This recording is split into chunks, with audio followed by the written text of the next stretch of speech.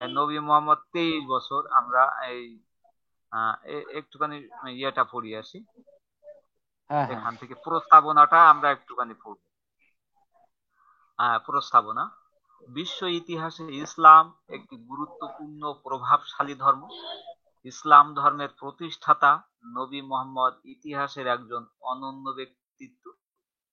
অন্যান্য ধর্মের প্রচারকদের সাথে নবী মুহাম্মদের অন্যতম তফাৎ হচ্ছে তিনি কেবল একাধারে সফল ধর্ম প্রচারকই নন, তিনি ছিলেন একই সাথে দূরদৃষ্টি সম্পন্ন রাজনীতিবিদ এবং দক্ষ প্রশাসক।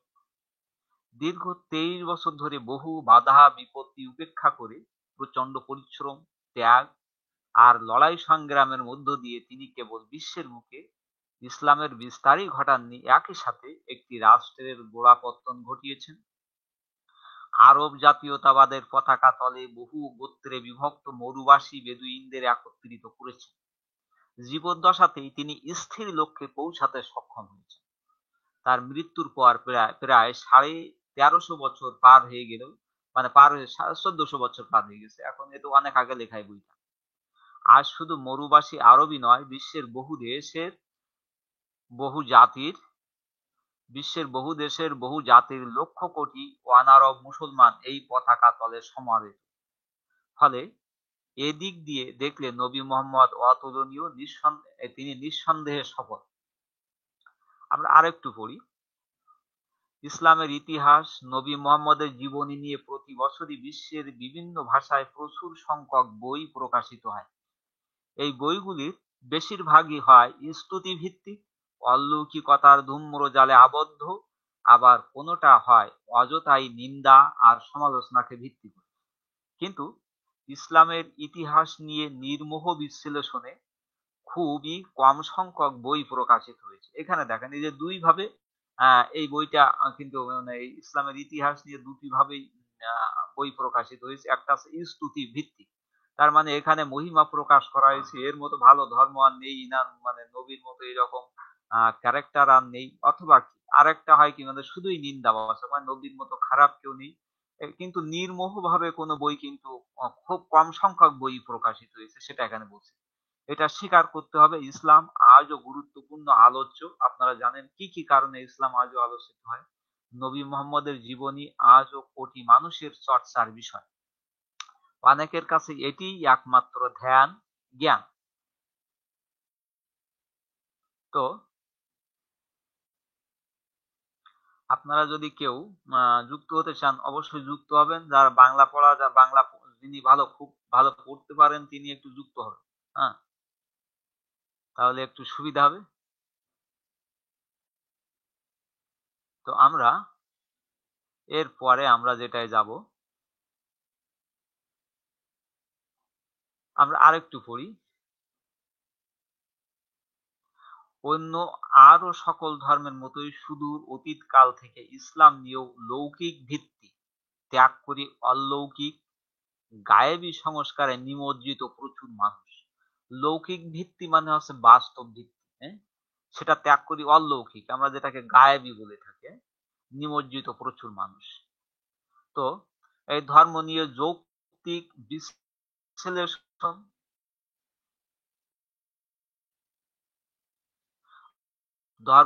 যৌক্তিক আলোচনা, যৌক্তিক বিশ্লেষণ করেন আপনি, সেটা কিন্তু আপনার জন্য বিপদের জনক।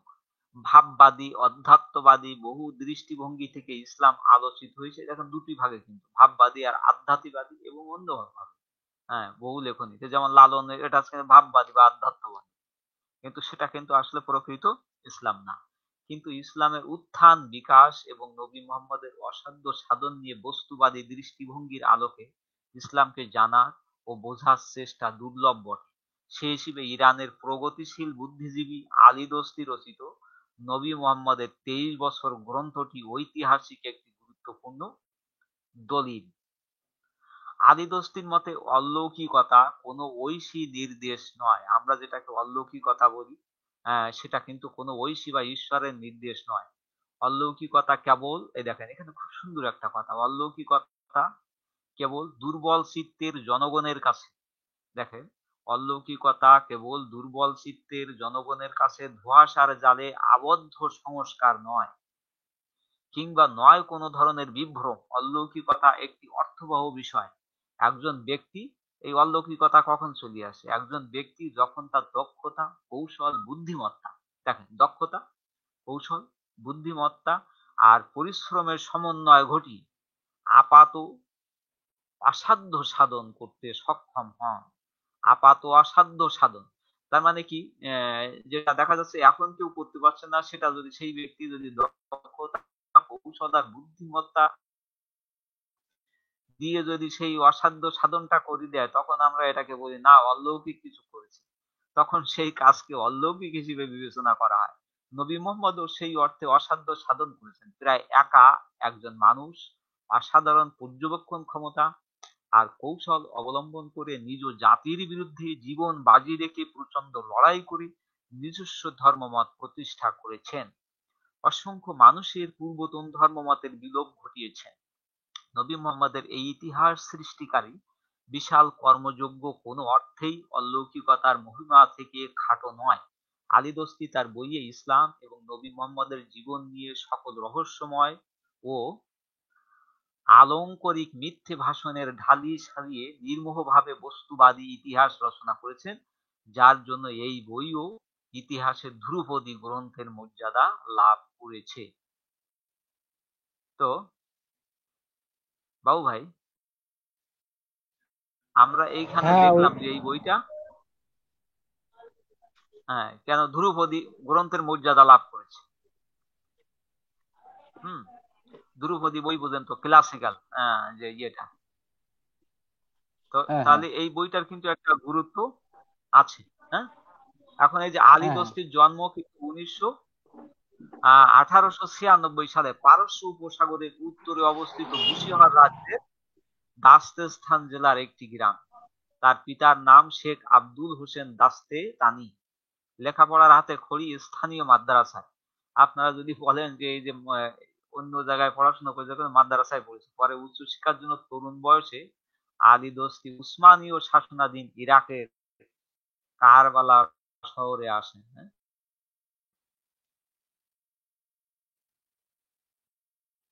আহ আলী দস্তি সম্পর্কে একটু জানলাম। তো আমরা এরপরে আমরা এই যে ইসের থেকে আমরা শুরু করব।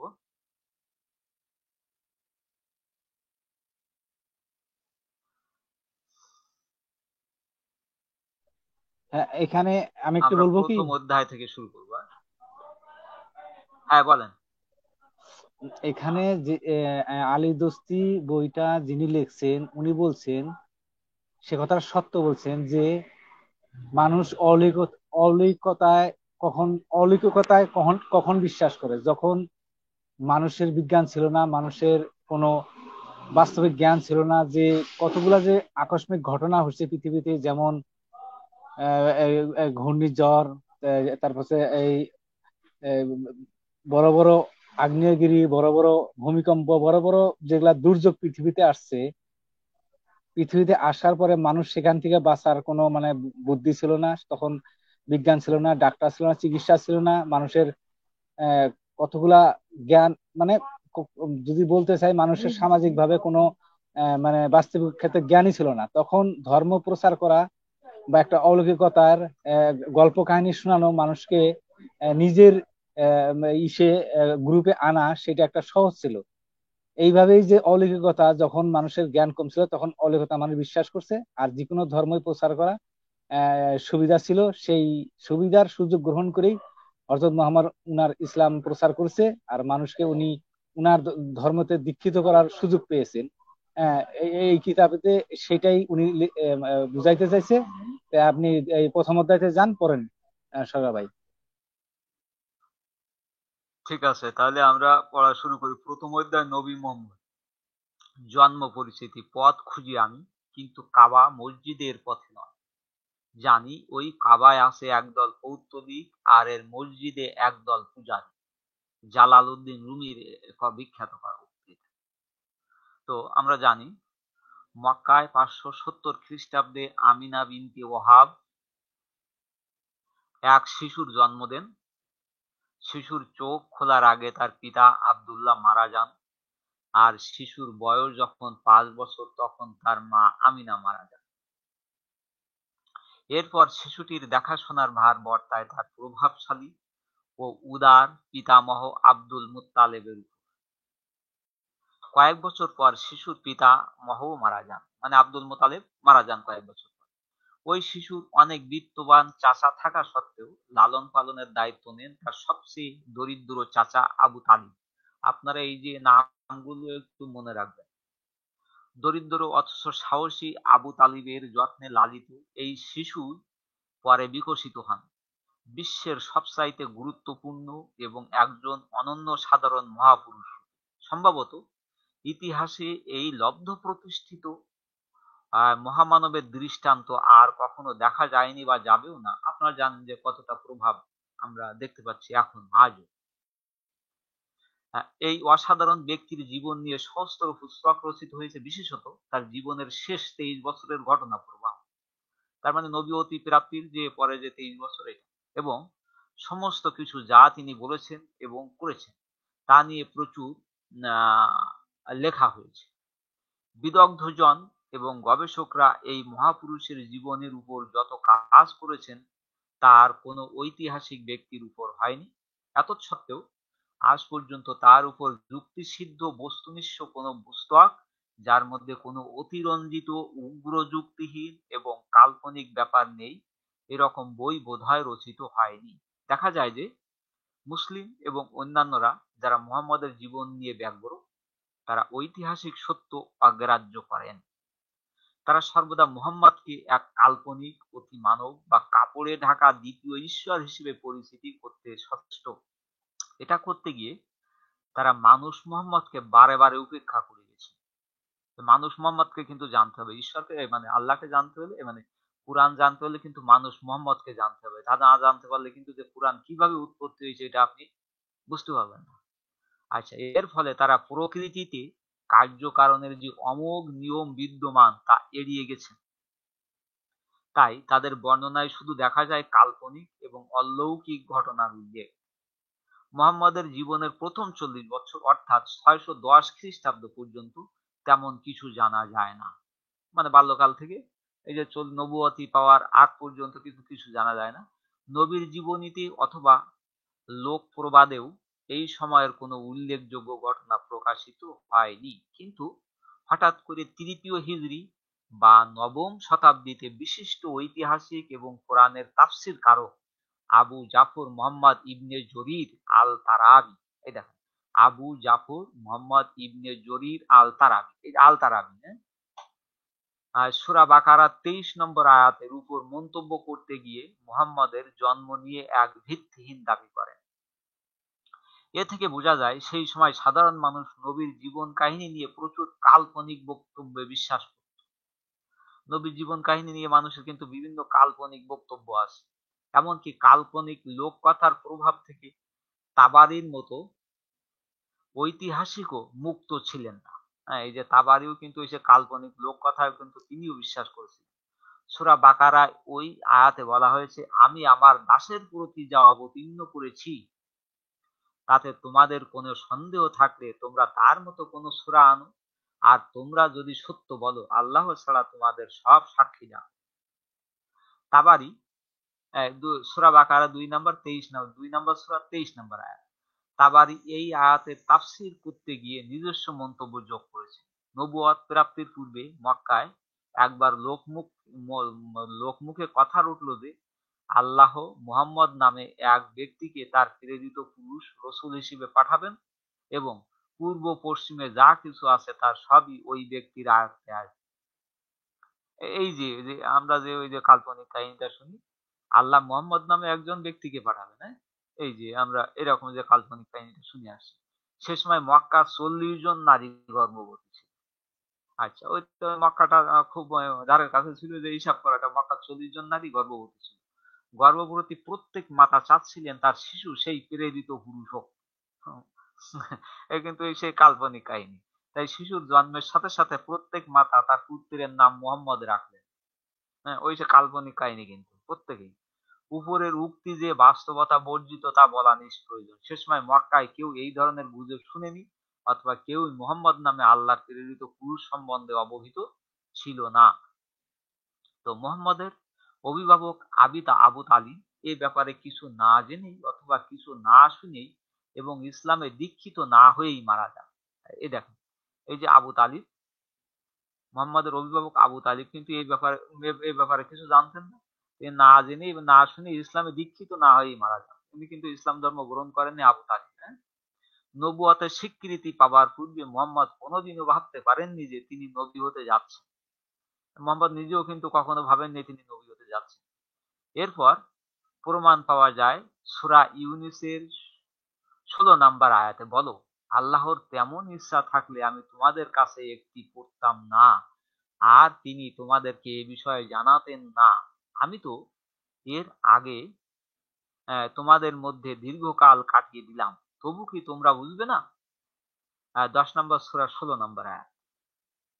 মক্কার ইতিহাসে কখনো জানা যায় না যে 570 খ্রিস্টাব্দে মাত্র 40 জন নারী সন্তানের জন্ম দিয়েছিলেন এবং প্রত্যেকেই তার শিশুর নাম রাখেন মুহাম্মদ।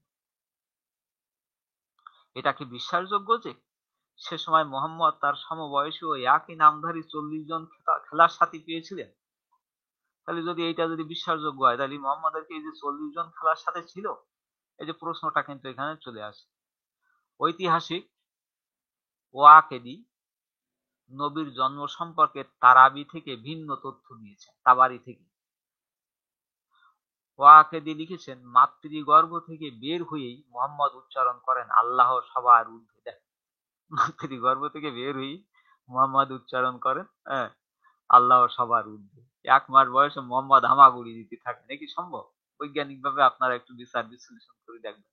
2 মাসে দাঁড়িয়ে যান, আচ্ছা ভাবেন তো। 3 মাসে হাঁটতে শুরু করেন, আচ্ছা 4 মাসে দৌড়াতে পারেন এবং 9 মাসে তীর ছুটতে থাকেন।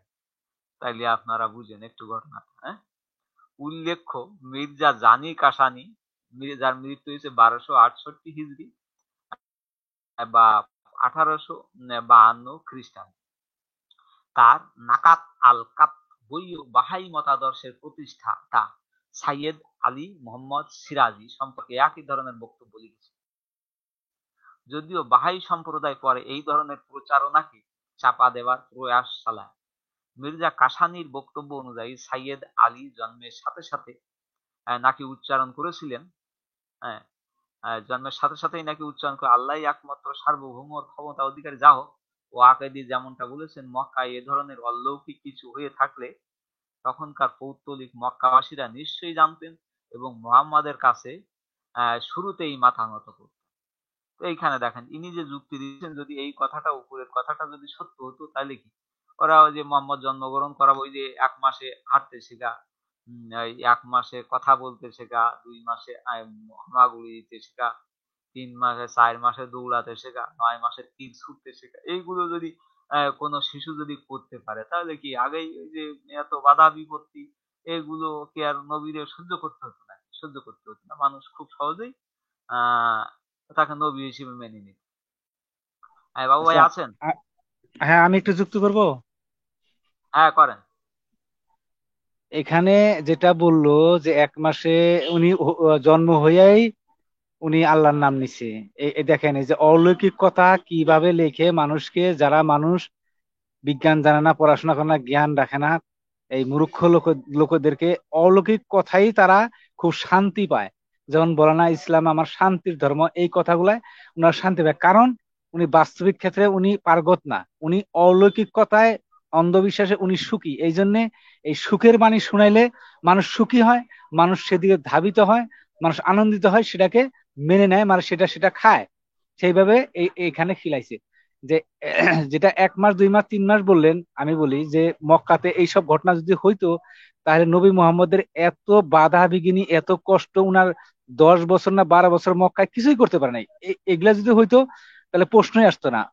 নবী মুহাম্মদ যখন অল্প বড় হয়, উনার মা মারা যায়, উনার দাদা দাদা যখন থাকে, উনি যদি এত মহান থাকতো, উনি এই ভেড়া চড়াইয়ে, এই ভেড়ার রাখাল হয়ে উনি ভেড়া রাখতো, সেটা একটা কাহিনী। তারপর উনি যখন আরেকটু বড় হলো, যেমন 16-17 বছর হইলো, তখন উনি ইয়ং হওয়ার পরে উনি সমাজের মধ্যে একটা পরিবর্তন আনতে চাইছিল। সেটা হলো যে উনি সামাজিক একটা সংগঠন তৈরি করেছিল। যেমন সমাজের মধ্যে আমরা কয়েকজন ছেলে মিলে ক্লাব তৈরি করি, উনি একটা সংগঠন তৈরি করেছিল। আর সেই সংগঠন দিয়ে উনি প্রথম জীবনে সমাজের ভালো কাজ করতে এই যুবকদেরকে একত্র করেছিল। যুবকদের একত্র করে ভালো ভালো কথা প্রচার করতো, ভালো ভালো জ্ঞান দিত, ভালো ভালো কথা বলতো। এই কথাগুলো এই সেই মক্কার বাসীরা, সমাজের মানুষ শুনতো যে এই মোহাম্মদ দিকে ভালো ভালো কথা বলে, এই তো ভালো। যখন এইভাবে উনি প্রচার করে এই কিছু দূর অল্প কিছু কাজ করছিল, তারপরে করতে পারে নাই, সেই সময় উনার অর্থের জন্য কাজ করতে হয়েছিল। তখন উনি এই উনার এই আবু জেহেলের সাথে, চাচার সাথে জায়গায় জায়গায় উনি যেত। দুই একবার যাওয়ার পরে তখন উনার কাজের জন্য নিয়ে যায় খোদজার কাছে।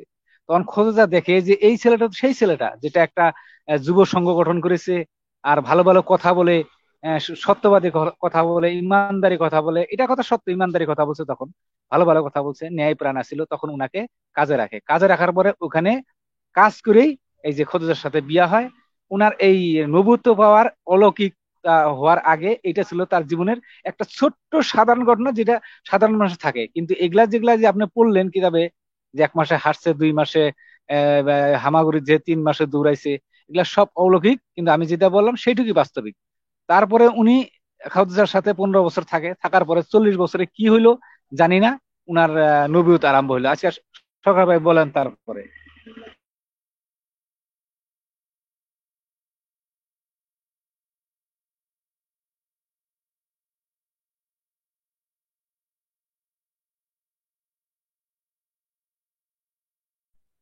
সরকার ভাই মিউট করে কথা বলছেন। ও, আমি সরি সরি ভাই, সরি।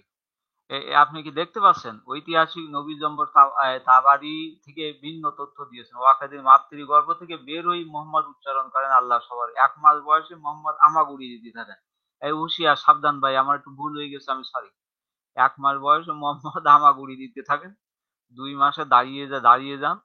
3 মাসে হাঁটতে শুরু করেন ভাই, 3 মাসে। হ্যাঁ। 4 মাসে দৌড়াতে পারেন এবং 9 মাসে তীর ছুটতে থাকেন। হ্যাঁ। আচ্ছা, আচ্ছা, উপরে উল্লেখিত উদাহরণ থেকে সে সময়কার মুসলমানদের মধ্যে অবাস্তব এবং ইতিহাসের নামে কাল্পনিক কাহিনী রচনার প্রবণতা দেখা যায়। এই যে গুরুত্বপূর্ণ কিন্তু একটা কথা। উপরে উল্লেখিত উদাহরণ থেকে সে সময়কার মুসলমানদের মধ্যে অবাস্তব এবং ইতিহাসের নামে কাল্পনিক, অবাস্তব মানে তো বুঝেন, ইতিহাসের নামে কাল্পনিক কাহিনী রচনার প্রবণতা দেখা যায়।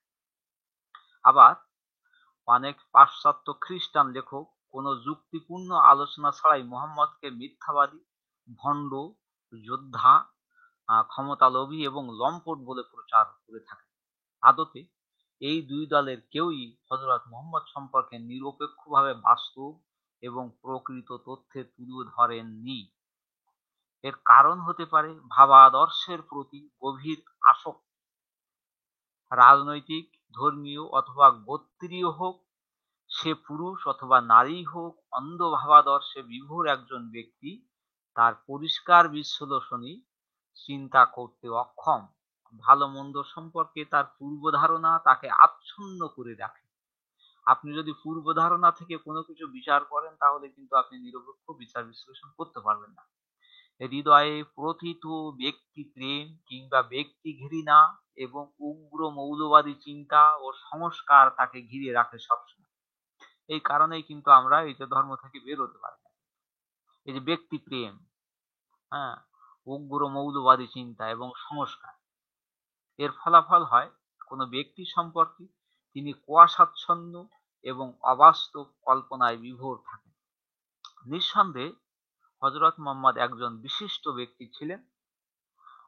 যেসব গুণের জন্য মুহাম্মদকে অন্যদের থেকে পৃথক করা যেতে পারে সেগুলো হচ্ছে তার তীক্ষ্ণ বুদ্ধি, চিন্তার গভীরতা এবং তৎকালীন সর্বপ্রকার কুসংস্কারের বিরুদ্ধে প্রচন্ড আপোষহীন মনোভাব। কি কি ছিল? তীক্ষ্ণ বুদ্ধি, চিন্তার গভীরতা এবং তৎকালীন সর্বপ্রকার কুসংস্কারের বিরুদ্ধে প্রচন্ড আপোষহীন মনোভাব।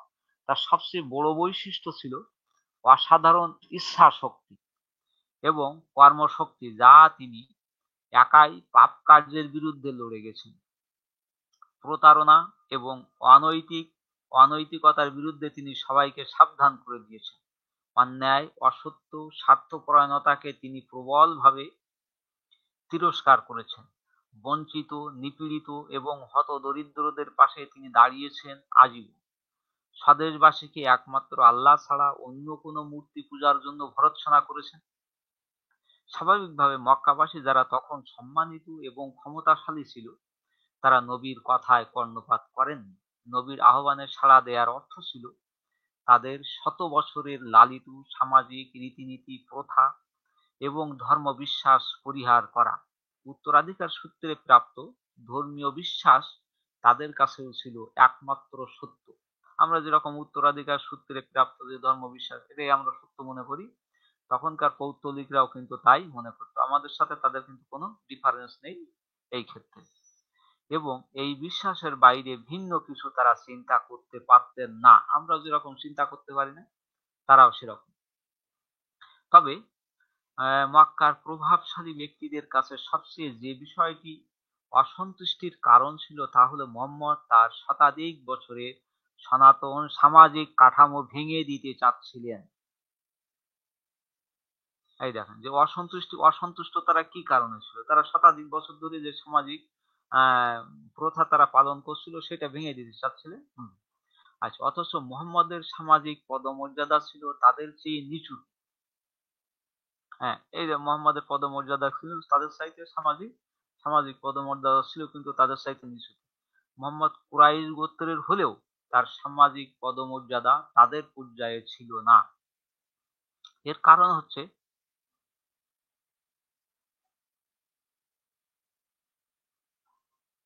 Castle in the air. Castle ভাই শুনতে পাচ্ছেন? ক্যাসেল ভাই, ক্যাসেল ক্যাসেল ভাই কি শুনতে পাচ্ছেন? বলেন, আমি শুনতে পাচ্ছি। উনি ক্যাসেল মিউট করে কথা বলছি। ক্যাসেল ভাই মিউট করে কথা বলতেছেন সম্ভবত। আনমিউট করেন ক্যাসেল ভাই। আরে সরি সরি, ভুল হয়ে গেছিল, মানে ভুলে গেছিলাম। সরি, শুনতে পাচ্ছি, বলেন। আচ্ছা, আপনি কি দেখতে পাচ্ছেন স্ক্রিনে? একটু ছোট, একটু বড় করা যায় নাকি? আরো বড় করব? আচ্ছা দাঁড়ান, দেখেন তো এবার, এবার চলবে? একটু ল্যান্ডস্কেপ করে নেই। এবার হ্যাঁ, চলবে? এবার মোটামুটি দেখা যায়, এবার মোটামুটি দেখা যায়। আচ্ছা দাঁড়ান, আর একটু বড় করে দেওয়ার আচ্ছা, চেষ্টা করছি। হ্যাঁ, এবার এবার পারফেক্ট, এবার পারফেক্ট। ও, এটা তো সরকার বড় ভাই, করা যায়, স্ক্রিন তো বড় করা যায়, আমি তো বড় করতে পারি। হ্যাঁ হ্যাঁ, বড়, এবার ওকে ওকে সরকার ওকে, ভাই, দেখা যায়, সরকার ভাই, দেখা যায় এখানে ভাই। কি আমি একটু যুক্ত করব? হ্যাঁ করেন। যেটা আপনি পড়লেন, আমি শুনলাম যে মক্কাবাসীদের মুহাম্মদের উপরে অসন্তুষ্টির প্রধান কারণ ছিল উনাদের এই হাজার হাজার বছর ধরে পূর্ব বংশের যেটা ধর্ম, এই ধর্মের উনি বিরোধিতা করেছিল। সেই ধর্মকে উনি লাথি মেরে ভেঙে দিতে, গুঁড়িয়ে দিতে চায়, ফেলে দিতে চায়, দিয়ে নিজের মত প্রতিষ্ঠা করতে চায়, সেটা হলো ইসলাম ধর্ম। এখানে হযরত মুহাম্মদকে খারাপ পাওয়া একটা স্বাভাবিক কথা। যেমন আজকে আমরা ইসলামের বিরুদ্ধে বললে আমাদেরকে খারাপ পায়, বলে তোমরা ইসলাম মানো না, না মানো, কিন্তু তোমরা বলো কেন? সেখানে মক্কারাও বলেছিল যে তুমি এটা কি করতেছো, আমাদের পূর্বপুরুষের ধর্মকে তুমি ধ্বংস করে এই তুমি নিজের মতামত একটা এখানে নিয়ে এসছো, অলৌকিকতা, একটা কাল্পনিক ধর্ম, সেই ধর্মটা আমরা কিভাবে মানবো? কিন্তু উনি একে রাহে একে ধারে একে ধারে বলেই যাচ্ছে, বলেই যাচ্ছে, বলেই যাচ্ছে, বলেই যাচ্ছে, উনি থামার নামই নেই নাই। তাহলে চিন্তা করেন, যখন এইভাবে উনি একটা মক্কাতে কত হাজার বছরের একটা ঐতিহ্য, ধর্ম, সংস্কৃতি, সেটাকে উনি ধ্বংস করে করতে করতে করতে করতে উনি যখন অক্ষম হলেন, আর পারলেন না, তখন উনি মদিনায় হিজরত করলেন। এখানে একটা ধর্ম যে ইসলাম প্রতিষ্ঠিত হয়েছে, পূর্ব ধর্মকে ধ্বংস করে প্রতিষ্ঠিত উনি করছে, মূর্তি ভাঙছে, মানুষকে তরোয়ালের জোরে মানুষকে ধর্মান্তরিত করছে।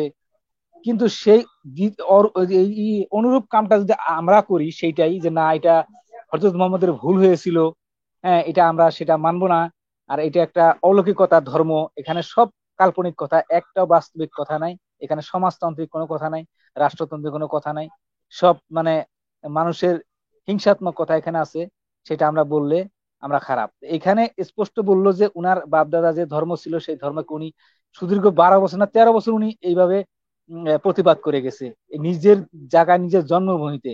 হ্যাঁ, ঠিক আছে। বলেন সগা ভাই। হ্যাঁ, ক্যাসেল ভাই বলেন। আপনি তাহলে পড়েন, হ্যাঁ আমি স্ক্রিনে দিয়ে দিই। ক্যাসেল ভাই আনমিউট করেন দেন ক্যাসেল ভাই। দেন।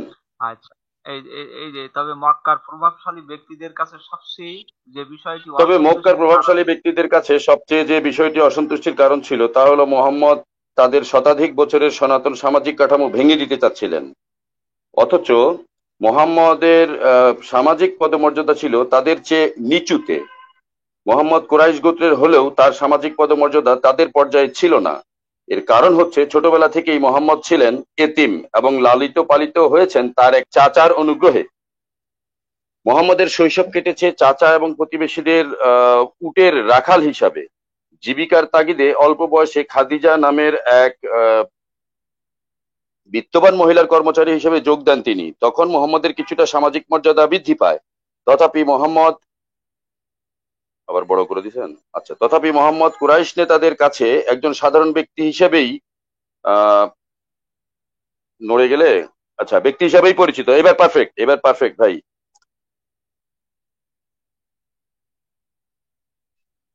অপাঙ্ক্তেয় ব্যক্তি সহসা নিজেকে আল্লাহর এক নবী বলে ঘোষণা করে, কুরাইশদের উপরে কর্তৃত্ব দাবি করে। নতুন ধর্মীয় শিক্ষা দিতে চাইলে স্বাভাবিকভাবেই কুরাইশরা তা মানতে রাজি ছিলেন না। ইসলাম প্রচারের শুরুর দিকে কুরাইশ নেতাদের মনোভাব বোঝা যায় ওয়ালিদ বিন আল মুগিরার একটি দাম্ভিক উক্তিতে। মোহাম্মদের নবুয়তের প্রারম্ভে ওয়ালিদ বিন আল মুগিরা ছিলেন কুরাইশদের মাখজুম গোত্রের প্রভাবশালী নেতা। তিনি মারা যান 615 খ্রিস্টাব্দের কোনো এক সময়। ওয়ালিদ বিন আল মুগিরা একবার মন্তব্য করেছিলেন, যখন কুরাইশরা আমার মতো নেতা পেয়েছে এবং বানু তামিমের নেতা হচ্ছে অরওয়া বিন মাসুদ, তখন মোহাম্মদ কেমন করে নিজেকে নবী দাবি করেন। কোরআনের সূরা জুখরুফে মুগিরার বক্তব্য উঠে এসেছে এভাবে, আর এরা বলে কোরআন কেন অবতীর্ণ হলো না দুই জনপদের জন্য, যেমন মক্কা এবং তায়েফ, এই দুইটাকে বুঝাইছে আর কি। আহ একটু উপরে উঠে গেছে নাকি? আরেকটু আরেকটু নিচে নামাবেন নাকি? একটু বেশি চলে গেছে, দেখা যাচ্ছে না। হ্যাঁ, দুই জনপদে মক্কা এবং তায়েফের কোন বড় লোকের উপরে, মানে আচ্ছা, এরা কি তোমার প্রতিপালকের অনুগ্রহ বন্টন করে? আমি তাদের পার্থিব জীবনের তাদের মধ্যে জীবিকা বন্টন করি, আর এককে অপরের উপরে মর্যাদায় উন্নতি করি, যাতে তারা একে অপরকে দিয়ে কাজ করিয়ে নিতে পারে। আর তারা যা জমা করে তার চেয়ে তোমার প্রতিপালকের অনুগ্রহ অনেক ভালো। 43 নম্বর সূরার 31 এবং 32 আয়াত। ওই সময়ে মাখজুম গোত্র মক্কায় বেশ সুবিধাজনক পর্যায়ে ছিল। একটু নিচে নামাবেন, একটু একটা লাইন চলে গেছে। হ্যাঁ হ্যাঁ, ঠিক আছে। কুরাইশদের মধ্যে আব্দে মানাফ বংশ একদিকে একাধিক কয়েকটি ছোট ছোট দলে বিভাজিত হয়ে গিয়েছিল তার তার পুত্রদের বিভাজনের ফলে। এর মধ্যে উল্লেখযোগ্য হচ্ছে হাসিম বংশ এবং ধনাঢ্য আব্দে শামস বংশ এবং তার পুত্র উমাইয়া বংশ। মুহাম্মদ জন্মেছিলেন হাশেমি বংশে। আবু জেহেল তখন মাখজুম গোত্রের পরবর্তী প্রধান ঠিক হয়েছিলেন। মুহাম্মদের নবুয়তি নিয়ে আবু জেহেল আরেকটি বংশের নেতা আকনাস বিন শরিককে বলেন, প্রাধান্য বিস্তারের ক্ষেত্রে আমরা আব্দে মানাফের প্রধান প্রতিদ্বন্দ্বী। সর্ববিষয়েই আমরা প্রায় তাদের সমকক্ষ হয়ে এসেছি, কিন্তু এখন দেখা যাচ্ছে যে তাদের একজন নবুয়তির দাবি নিয়ে হাজির হয়েছে। বানু মানাফ এইভাবেই পুনরায় আমাদের উপরে তাদের প্রভুত্ব টিকিয়ে রাখতে চাচ্ছে। এই বক্তব্যগুলি থেকে মোহাম্মদের নবুয়তি নিয়ে আমরা কুরাইশ নেতাদের মনোভাব বুঝতে বুঝতে পারি। বোঝাই যায় তাদের প্রতিক্রিয়া ছিল নেতিবাচক। তারা কোনোভাবে একেশ্বরবাদে বিশ্বাস করতেন না। আবার তাদের মধ্য থেকেই একজন ব্যক্তি ঐশ্বরিক ক্ষমতা বলে অনুপ্রাণিত হয়ে তাদেরকে ধর্মশিক্ষা দিতে আসছেন, এটা তারা কোনোভাবেই মানতে পারছিলেন না। কোরআনের বিভিন্ন আয়াতে তাদের এই প্রতিবাদ আপত্তির প্রমাণ পাওয়া যায়। যেমন সূরা আনআম আয়াত নাম্বার হচ্ছে 8, সূরা হুদ আয়াত নাম্বার 13 থেকে 14, সূরা ফুরকান আয়াত 60 থেকে 8। কুরাইশরা বলেন, আল্লাহ যদি পরিচালিত করতে চাইতেন তবে কোনোভাবেই তাদের মধ্যে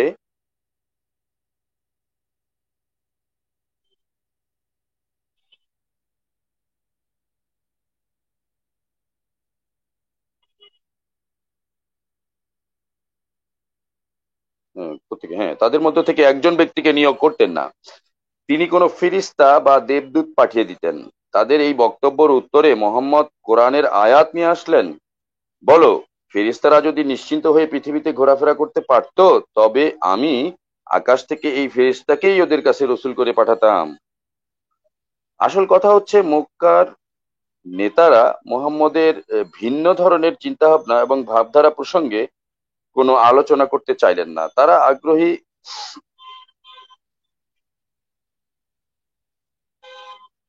হ্যাঁ বলেন। দেখা যাচ্ছে না, একটু সরে গেছে ভাই। না, আপনি তো আলোচনা করছিলেন, এই জন্য আমি সরাই দিলাম। না না, আলোচনা করছিলাম না তো, পড়ছিলাম সরাসরি, আচ্ছা আচ্ছা। টেক্সট পড়ছিলাম। জি। একজন নিয়োগ করতেন, ফেরেশতারা যদি নিশ্চিন্ত ঘোরাফেরা করতে পারতো। হ্যাঁ, এই তো। হ্যাঁ, আসল কথা হচ্ছে, মক্কার নেতারা মোহাম্মদের ভিন্ন ধরনের চিন্তাভাবনা এবং ভাবধারা প্রসঙ্গে কেন আলোচনা করতে চাইলেন না?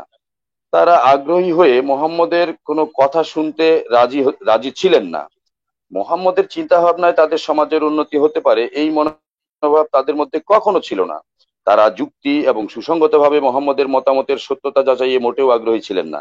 তবে যে কোনো সমাজ যত খারাপই হোক না কেন, ওই সমাজে সবসময়ই কোনো না কোনো সৎ মানুষ পাওয়া যায়, যারা নির্মোহ এবং নির্মল চিন্তার মাধ্যমে সত্য উপলব্ধি করতে পারেন।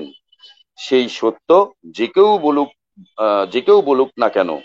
মক্কাবাসীর মধ্যে হযরত আবু বক্করকে ধরা যেতে পারে প্রথম ব্যক্তি, যিনি মোহাম্মদের বাণীর সত্যতা উপলব্ধি করতে পেরেছিলেন।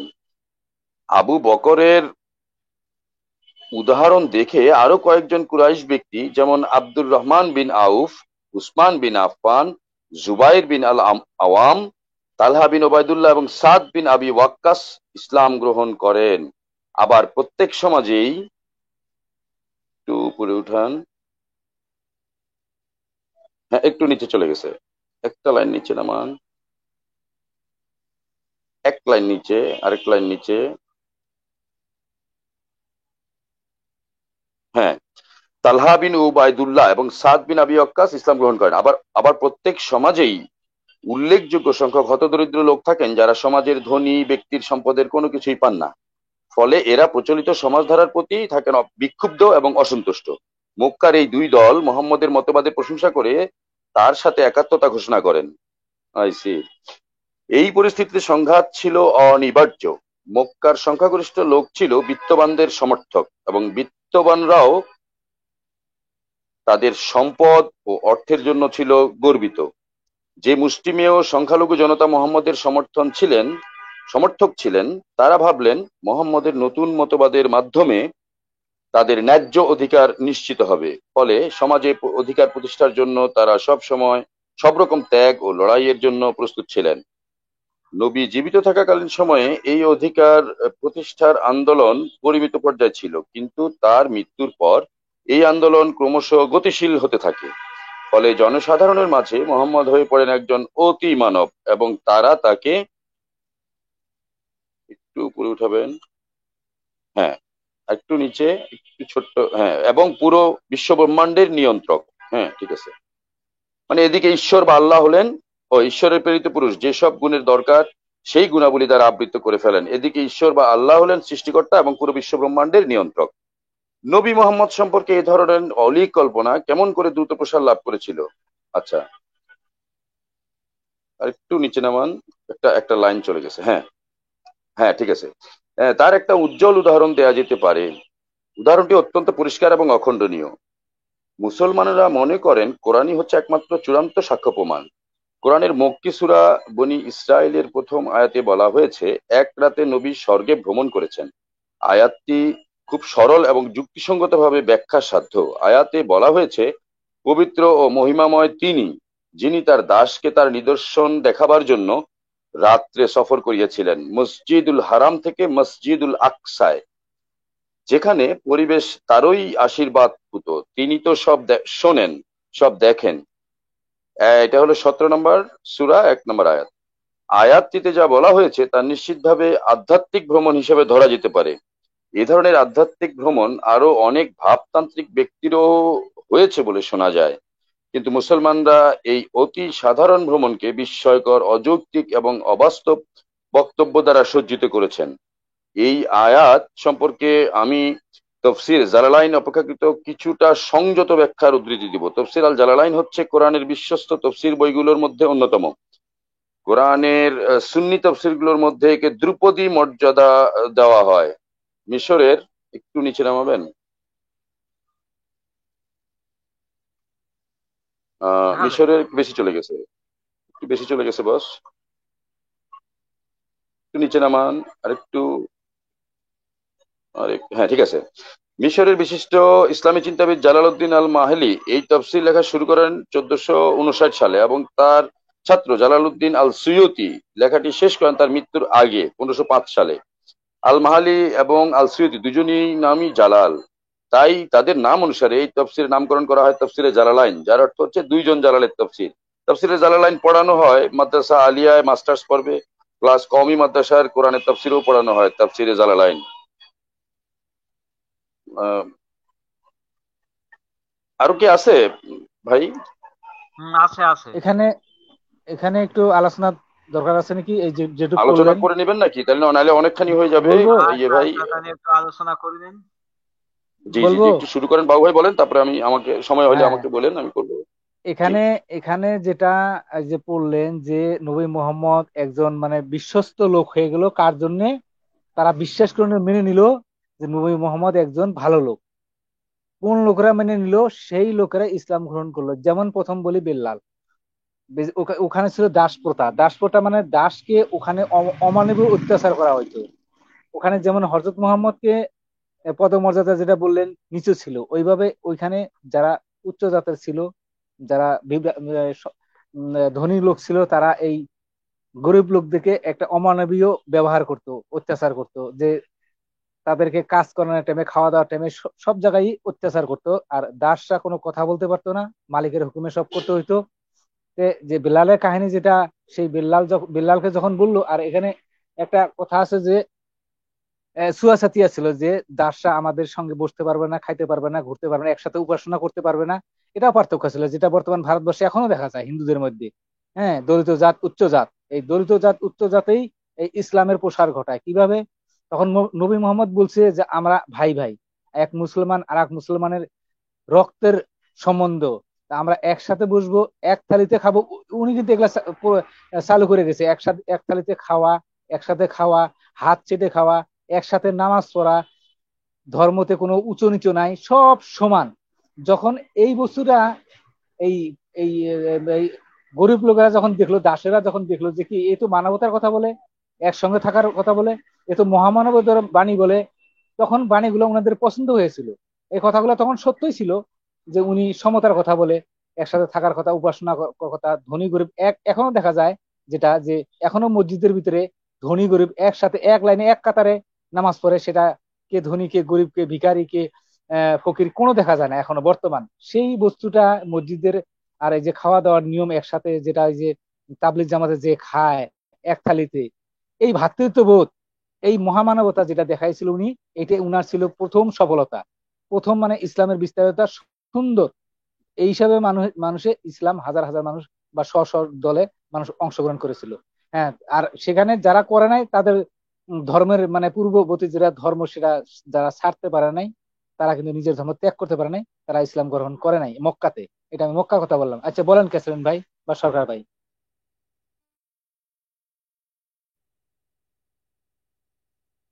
বলবেন সরকার ভাই, বলবেন সরকার ভাই, সরকার ভাই আমার কথা শুনতে পাচ্ছেন? সরকার ভাই মিউট খুলেন, মিউট খুলেন, আনমিউট করেন।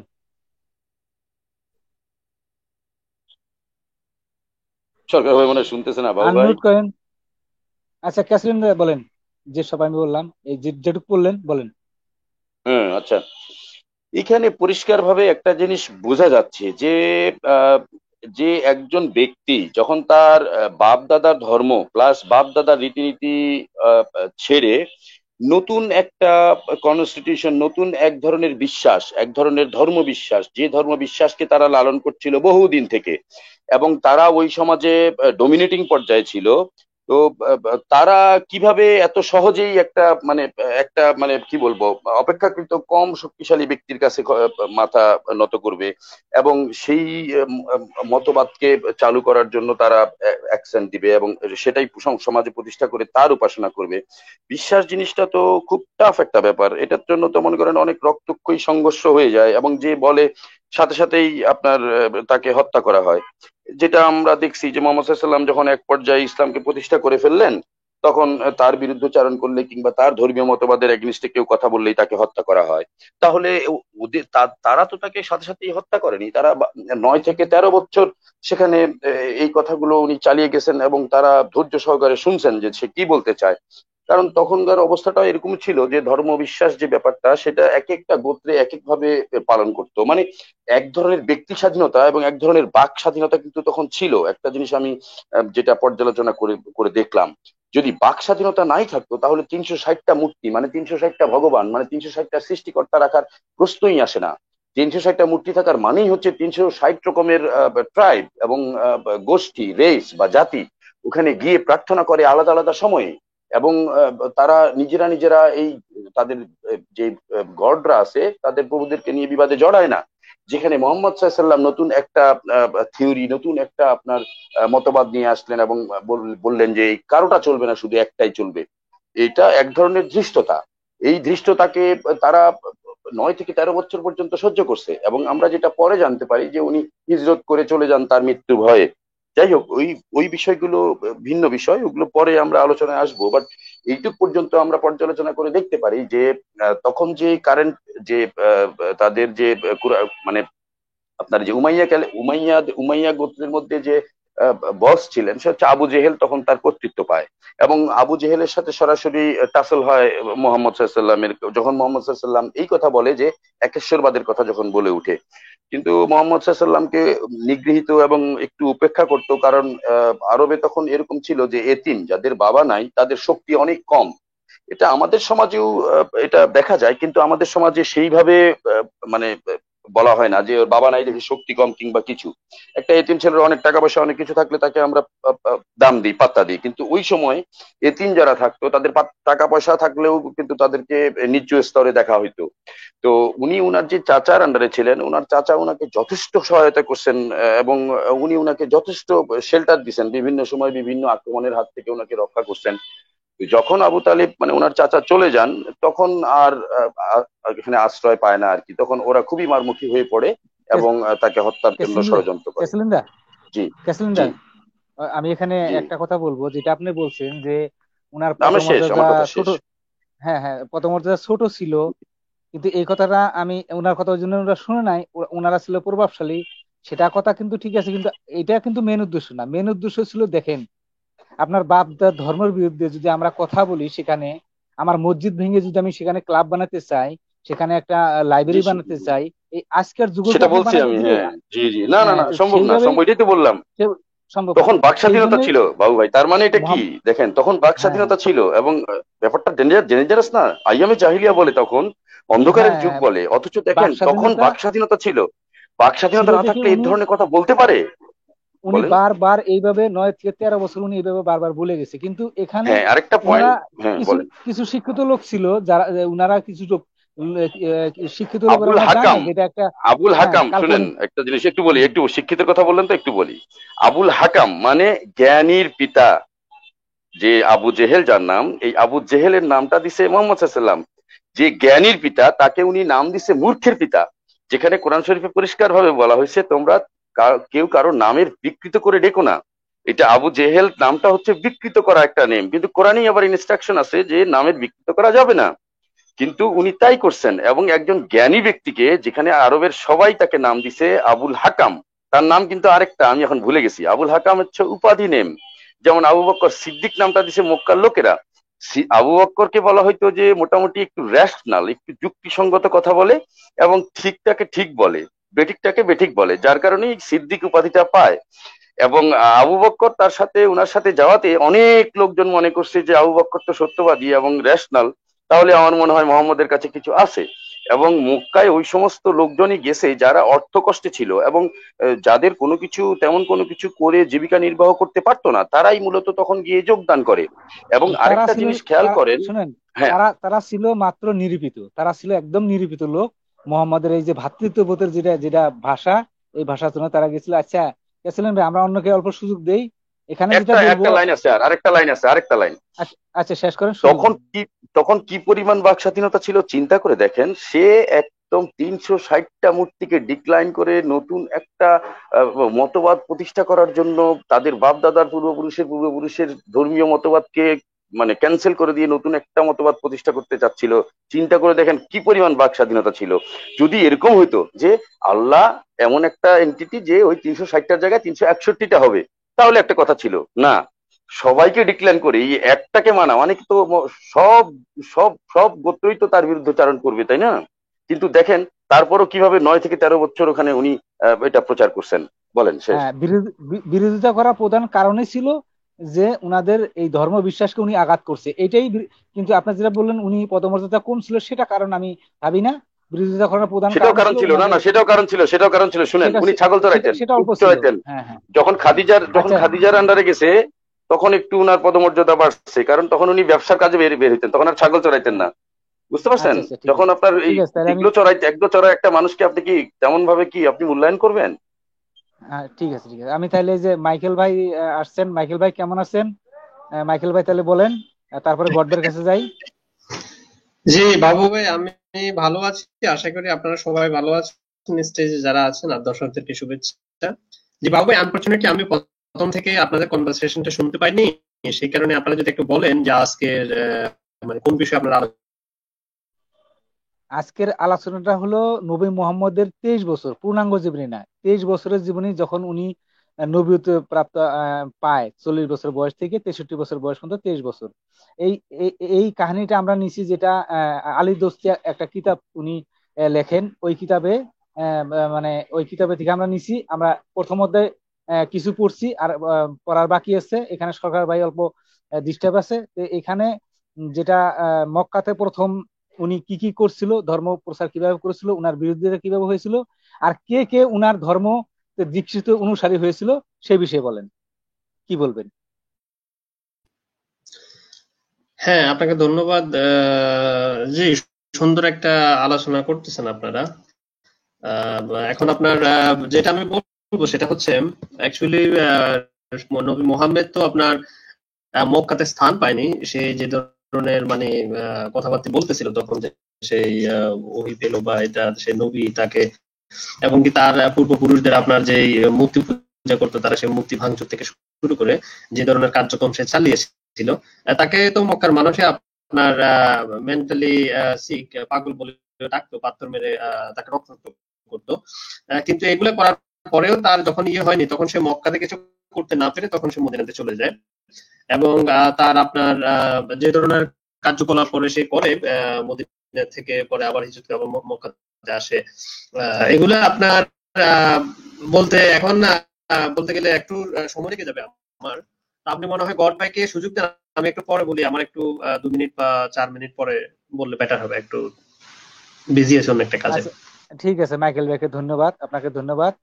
তাহলে গড ভাই বলেন যে মক্কাতে নবী মোহাম্মদ যেটা বিরোধিতা হয়েছিল, যার মোহাম্মদের কি কি কারণে, আর উনার অনুসারী যারা হয়েছিল, যারা ইসলাম ধর্ম গ্রহণ করেছিল, কি কি কারণে করেছিল, নবী মোহাম্মদের কি কি গুণ দেখছিল, মহামানবতা দেখছিল, সেই বিষয়ে গড ভাই ভালো জানেন। গড ভাই বলেন। ধন্যবাদ বাবু ভাই। আমার মনে হয় আজকে মডারেটর সরকার ভাই হয়তো শুনতে পাচ্ছেন না বা কোনো টেকনিক্যাল সমস্যা হয়েছে, তারপরেও তাকেও ধন্যবাদ জানাচ্ছি। এবং যারা এখানে আলোচনা করছেন তাদের সবাইকে আমার পক্ষ থেকে অনেক অনেক ধন্যবাদ এবং শুভেচ্ছা। এখন কথা হইল গিয়ে, ধরেন সব মানে আমরা যদি একটু পেছন থেকে আসি, মানে পেছন থেকে বলতে সামান্য পেছন থেকে আসি, তখন ওরা বলা হচ্ছে যে হজরত মোহাম্মদকে অত্যাচার করা হইতো। হ্যাঁ, মোহাম্মদকে অত্যাচার করা হইতো। সেজন্য তিনি হিজরত করছিলেন। এখন যদি অত্যাচার বলতে কি ধরনের অত্যাচার করা হতো বা অত্যাচারটা কেন করা হতো সেটাও যদি আমরা জেনে নিই তাহলে কিন্তু আমরা বুঝে যাব যে আসলে কি কারণে মোহাম্মদ এখানে মানে হিজরতে গিয়েছিলেন। গড ভাই, প্রথমত হচ্ছে যে গড ভাই একটু আমি বলে দেই যে এখানে যে নবী মোহাম্মদের বিরোধ করেছিল এই নবী মোহাম্মদের বাপ দাদারা বা এই কুরাইশ বংশরা, এই বিরোধিতা করাটা যুক্তিসঙ্গত ছিল কিনা ছিল সেটা বললে এদিকেও লাইনে আসবে, এটাও বলবেন। হ্যাঁ হ্যাঁ, প্রথম কথা হচ্ছে কি যে আমরা একটু দেখে নিই যে ওই যে আল আমিন বলে বলা হয় সত্যবাদী। তো সেই হিসেবে কিন্তু তখনকার মক্কা কুরাইশদের মধ্যে মক্কাদের মধ্যে কুরাইশ বংশের মধ্যে মোটামুটি সবাই কিন্তু এই বিশেষণে বিশ্বায়িত হতে পারতো, কারণ এদের কাছে ছিল 360টি মূর্তি দেবতা এবং এই হুবাল দেবতা এবং আল্লাহ ছিল তাদের, আল্লাহ নামে ডাকা হতো। তো এই যে দেবতাদের একটা ব্যাপারে মানে ওদের ওদের যে একটা বিশ্বাস ছিল সেই বিশ্বাসের ভিত্তি করে কিন্তু এরা এই যে কসম কাটা হয় না, মুসলমান আমরা কসম কাটি না, এই কসমটা কিন্তু তখনও ছিল, মানে এর আগেও কসম ছিল। তো সে কসম কেটে কিন্তু কেউ কখনো মিথ্যা কথা বলতো না, যে কারণে সত্যবাদিতা যে একটা বিশেষণ সেটা কিন্তু তখন অনেকের মধ্যেই ছিল। কিছুক্ষণ আগে ক্যাসেল ভাই যেটা বলছিলেন যে জ্ঞানীর পিতা, তার মানে আমরা এটা দিয়ে বুঝতে পারি যে তখন জ্ঞানী বলতে যা বোঝা হতো মানে তার মধ্যে জ্ঞান ছিল, যে জ্ঞানটা সাধারণত সেই সময় সমস্ত লোকদের মধ্যে ছিল না, সাধারণ মানুষের মধ্যে যে জ্ঞানগুলো ছিল না সেই জ্ঞানগুলো তার মধ্যে ছিল বলেই তাকে জ্ঞানী বলা হতো। সে হয়তো আলবার্ট আইনস্টাইন না, কিন্তু তখনকার জন্য সে হয়তো একটা বিশেষ ব্যক্তি ছিল। যাই হোক, এখন আমি আসি মোহাম্মদের ব্যাপারটা নিয়ে। ধরেন যে বাবু ভাই যে আপনি পূর্বপুরুষ থেকে আপনি জন্মগ্রহণ মাত্র আপনি কোনো হিন্দু পরিবারে জন্মগ্রহণ করলেন, করার পরে আপনি এই যে ব্রহ্মা বিষ্ণু মহেশ্বর দুর্গা মা কালী সরস্বতী লক্ষ্মী থেকে শুরু করে 13 পর্বের 13 গোষ্ঠীর যে দেবতাগুলো আছে, মানে 13 কোটি বলা হয়, মানে 13 পর্বের যে দেবতাগুলো, সেই প্রত্যেকটা দেবতাকে আপনি মান্য করে আসছেন কোনো কিছু না জেনে বা বিশ্বাস করে। হঠাৎ করে আপনার কোনো পাশের বাড়ি কেউ এসে হঠাৎ করে বলল যে তোমাদের এই দেবতাগুলো হচ্ছে মিথ্যা, এগুলো খাইতে পারে না, পড়তে পারে না, তার চেয়ে বরং তোমরা এক আল্লাহ বা একটা পুঙ্গা কারো প্রতি তোমাদের বিশ্বাস আনো, এই কথা বললেন। সে সময় বাবু ভাই যদি আপনি মুক্ত চিন্তক না হন বা আপনি যদি লিবারেল না হন তাহলে আপনি কি করবেন? আপনি তখন কি তাকে মারবেন, পিটবেন, তাকে বন্দি করে রাখবেন, নাকি তাকে খুন করে ফেলবেন বাবু ভাই? হ্যাঁ, সেটা উনি প্রতিবাদ করেছিল যে এই মূর্তিরা এরা আমি কাল্পনিক। আপনাকে এখন বলছি, আপনি এই জায়গাটা একটু চিন্তা করেন যে আপনার চারপাশে যারা আছে তারা সবাই এই কয়েকটা দেবতা, হিন্দু ধর্মে কিছু দেবতাদের নিয়ে এই কথা বলছে। হঠাৎ করে একজন এসে বললো যে কি তোমাদের এইসব দেবতা ফাউল, বাজে, মিথ্যা এগুলো, তখন আপনি তাকে কি বলবেন? আপনি কি তাকে মানে ভালো বলবেন না খারাপ বলবেন? অবশ্যই খারাপ বলবো, কেননা আমার এতদিনের বিশ্বাস তুমি এইভাবে বলতে পারো না। আর মূল হ্যাঁ, কথা হলো যে তুমি খারাপ তুমি বলবে। বাবা তুমি তুমি আমার কথা ওই জায়গাটায়, আমার কথা আসতেছি, আমি এটাতে আসতেছি, সেটা হচ্ছে কি যে তাকে খারাপ বলবে এবং তাকে সবাই সেখানে খারাপই বলেছিল। এই যে মানে সূরা আল্লাহ হলো না, এটাও কিন্তু তাকে বলেছিল যে তুমি একটা পাগল, তুমি কি বলতেছো, তুমি আমাদের মধ্যে দ্বন্দ্ব সৃষ্টি করার চেষ্টা করতেছো, বা তুমি আমাদের মধ্যে একটা মিথ্যা ইয়ে করতেছো যার কোনো প্রমাণ নাই, কিছু নাই, বিশ্বাস নাই, এগুলো তুমি একটা আমাদের বিশ্বাসের বাইরে গিয়ে কথা বলতেছো। এগুলো নিয়ে অনেক কথা বলা হয়েছে, কিন্তু তাকে শুধু বলা হয়েছে, মুখে বলা হয়েছে, তাকে কোনো রকম ভাবে শারীরিক ভাবে হোক, পারিবারিক দিক থেকে কোনো দিক থেকে কিছু বলা হয়নি। কিন্তু যখন মোহাম্মদ তাদের দেব দেবীদেরকে গালাগালি করা শুরু করলো, যেটা সিরাতে রাসূলে স্পষ্ট ভাবে উল্লেখ করা আছে যে যখন মোহাম্মদ তাদের দেব দেবীকে গালাগালি করা শুরু করলো তখন তারা গেল মুত্তালিবের কাছে যে তোমার নাতি তো আমাদেরকে আমাদের দেবদেবীকে নিয়ে, আমাদের পূর্বপুরুষকে নিয়ে খুব অশ্রাব্য গালাগালি করতেছে, তুমি ওকে কিছু বলো, ওকে থামাও। হ্যাঁ, মুত্তালিব থামালো না মানে বলো যে কি ওর প্রতি আমার কোনো যথেষ্ট কোনো আছে বাবা মা ছাড়া, সুতরাং ওকে আমি করতে পারবে, মানে তোমরা একটু করো, একটু সহ্য করে নাও। হ্যাঁ, গড আমি ভাই, গড এটা ভাই, 10 সেকেন্ড। এখানে দেবদেবীকে গালাগালি করছে, সেখানে আমি কোনো মন্তব্য করব না বা অসমর্থন করি না, সমর্থন করি, কিন্তু এখানে কথা হলো বাবু ভাই, যে উনি তো বাবু ভাই, উনি বাবু ভাই, 10 সেকেন্ড। আমার কথা উনি শোনা তো, যায়? হ্যাঁ, শোনা যায়, শোনা যায়, শোনা আচ্ছা, যায়। তাহলে একটুখানি উনি থামেন উনি একটু। উনার মতাদর্শ প্রতিষ্ঠা করার জন্য উনি গালাগালি করছে। উনি তো একটা নাস্তিক হয়ে বা সেকুলার হয়ে বা একটা নিরপেক্ষ জায়গা থেকে উনি গালাগালি করে নাই। উনি গালাগালি এই কারণে করছে যে উনাদের ধর্মটাকে ধ্বংস করে উনার মতাদর্শ প্রতিষ্ঠা করতে চায়, সেই জন্য সেখানে খারাপ পাওয়াটা 100% সঠিক। গড বলেন। আচ্ছা গড, আমরা এই অনেকক্ষণ তো আলোচনা করলাম, এবার আমরা এই জায়গাতে একটুখানি পড়ি।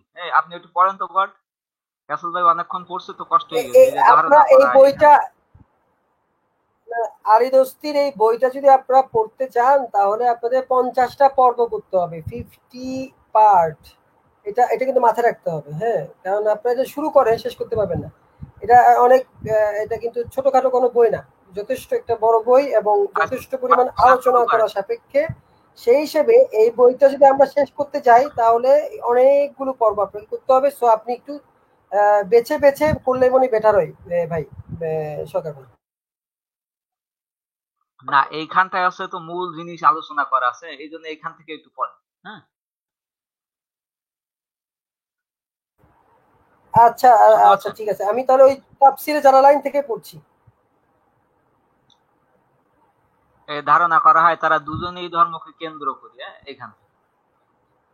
আচ্ছা, ধারণা করা হয় তারা দুজনেই ধর্মকে কেন্দ্র করে তৎকালীন সমস্ত দলীয় উপদলীয় কোন্দলের ঊর্ধ্বে ছিলেন। তাদের প্রধান উদ্দেশ্য ছিল কোরআনের আয়াতের ব্যাখ্যা দেয়া এবং এর প্রসঙ্গ জানানো। তথাপি তারা তাফসিরে সূরা বনী ইসরাইলের প্রথম আয়াতের ব্যাখ্যা প্রসঙ্গে অপ্রমাণিত বক্তব্য নবী মুহাম্মদের মুখের উপর বসিয়ে দিয়েছেন। তাদের কি উদ্দেশ্য ছিল ব্যাখ্যা ও প্রসঙ্গ জানানো, নাকি তৎকালীন সময়ে মুসলমানদের মধ্যে যেসব কাহিনী প্রচলিত ছিল সেগুলোর সংক্ষিপ্তসার দেয়া? যা হোক, নবীর যেসব উদ্ধৃতি তারা দিয়েছেন তাফসিরে, সেগুলোর কোনো প্রমাণ দেখাতে পারেননি। হাদিস সংকলনকারীরাও নবীর উপর অর্পিত কথাবার্তার ব্যাপারে প্রচলিত সংবাদের প্রমাণের জন্য অনেক কষ্ট করেছেন। এই চেষ্টার পরেও এটা প্রমাণ করে না যে নবী আদৌ এই কথাগুলো বলেছিলেন। তাই হাদিস সংকলনকারীদের তথ্যও নির্ভরযোগ্য নয়। তাফসির আল জালালাইনের লেখকদ্বয় তাদের ব্যাখ্যার কোনো সূত্রও দিতে পারেননি। ফলে বোঝা যায় খুব সম্ভবত তারাও হয়তো নিজেরা এই কাহিনী বিশ্বাস করতেন না। হ্যাঁ, এটা তো সিরাত ইবনে ইসাক নিজেই বলে গেছে না, যে আমি যে কথাগুলো বলবো বা নবী মোহাম্মদ সেগুলো পরিপূর্ণ সত্য নাও হতে পারে, এই কথাটা ইবনে ইসাকও বলে গেছে। তার মানে হচ্ছে কি, তারা যা লিখেছে তার মধ্যে কখনোই নবীর বিপরীতে গিয়ে নবীর নামে কোনো মানে কি বলে ওইগুলোকে, নবীর কঠিন বিপক্ষে সত্য, যায়। হ্যাঁ, হ্যাঁ, নবীর কঠিন বিপক্ষে যায় এরকম সত্যগুলোকে আর কি। কখনোই তারা প্রকাশ করবে না, এটা তো অবশ্যই। আচ্ছা, তারপরে তারপরে বলেন। তাফসির আজ-জালালাইনে রয়েছে, নবী বলেছেন, ওই রাতে জিবরাইল আসলেন। জিবরাইলের সাথে ছিল একটি চতুষ্পদী জন্তু, যা দেখতে গাধার চেয়ে বড় আবার খচ্চরের চেয়ে ছোট। এই জন্তুর পায়ের খুর ছিল বহির্মুখী। আমি এই জন্তুর উপরে বসলাম এবং পবিত্র মসজিদের দিকে যাত্রা শুরু করলাম। সেখানে পৌঁছালে আমি বোরাকটির, মানে সেই জন্তু, লাগাম বেঁধে দিলাম সে আংটার সাথে, যাতে নবীরা তাদের বাহন পশুকে বেঁধে দিতেন।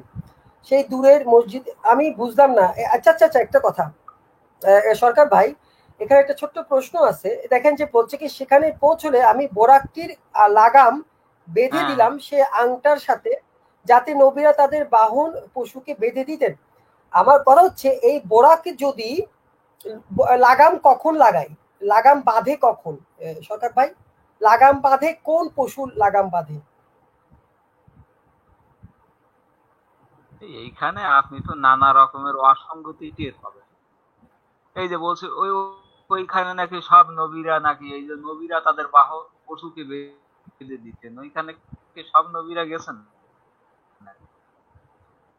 এবং তারাকে পশুকে বেঁধে না হ্যাঁ, দিয়ে সেই ওই আংটার সাথে নবী আপনার তাদের ওই যে বাহন ইয়েটা না যে বুরাকটা সরকার তার ভাই, কাছে আসলো হ্যাঁ, সেইখানে কি আসলো সব নবীরা তাদের বাহন হ্যাঁ পশুকে নিয়ে গেছেন? মানে কোনো পশুকে কোনো পশুর উপরে বহন করে নিয়ে যাওয়া হয়েছে সেইখানে? ভাই ভাই এটা হলো রূপক অর্থে ব্যবহার করা হয়েছে এখানে। আংটা মানে ওই উম্মেহানির ঘরে ছিল তো, আংটা মানে দুই কাঁধকে বোঝাচ্ছে, কাঁধ।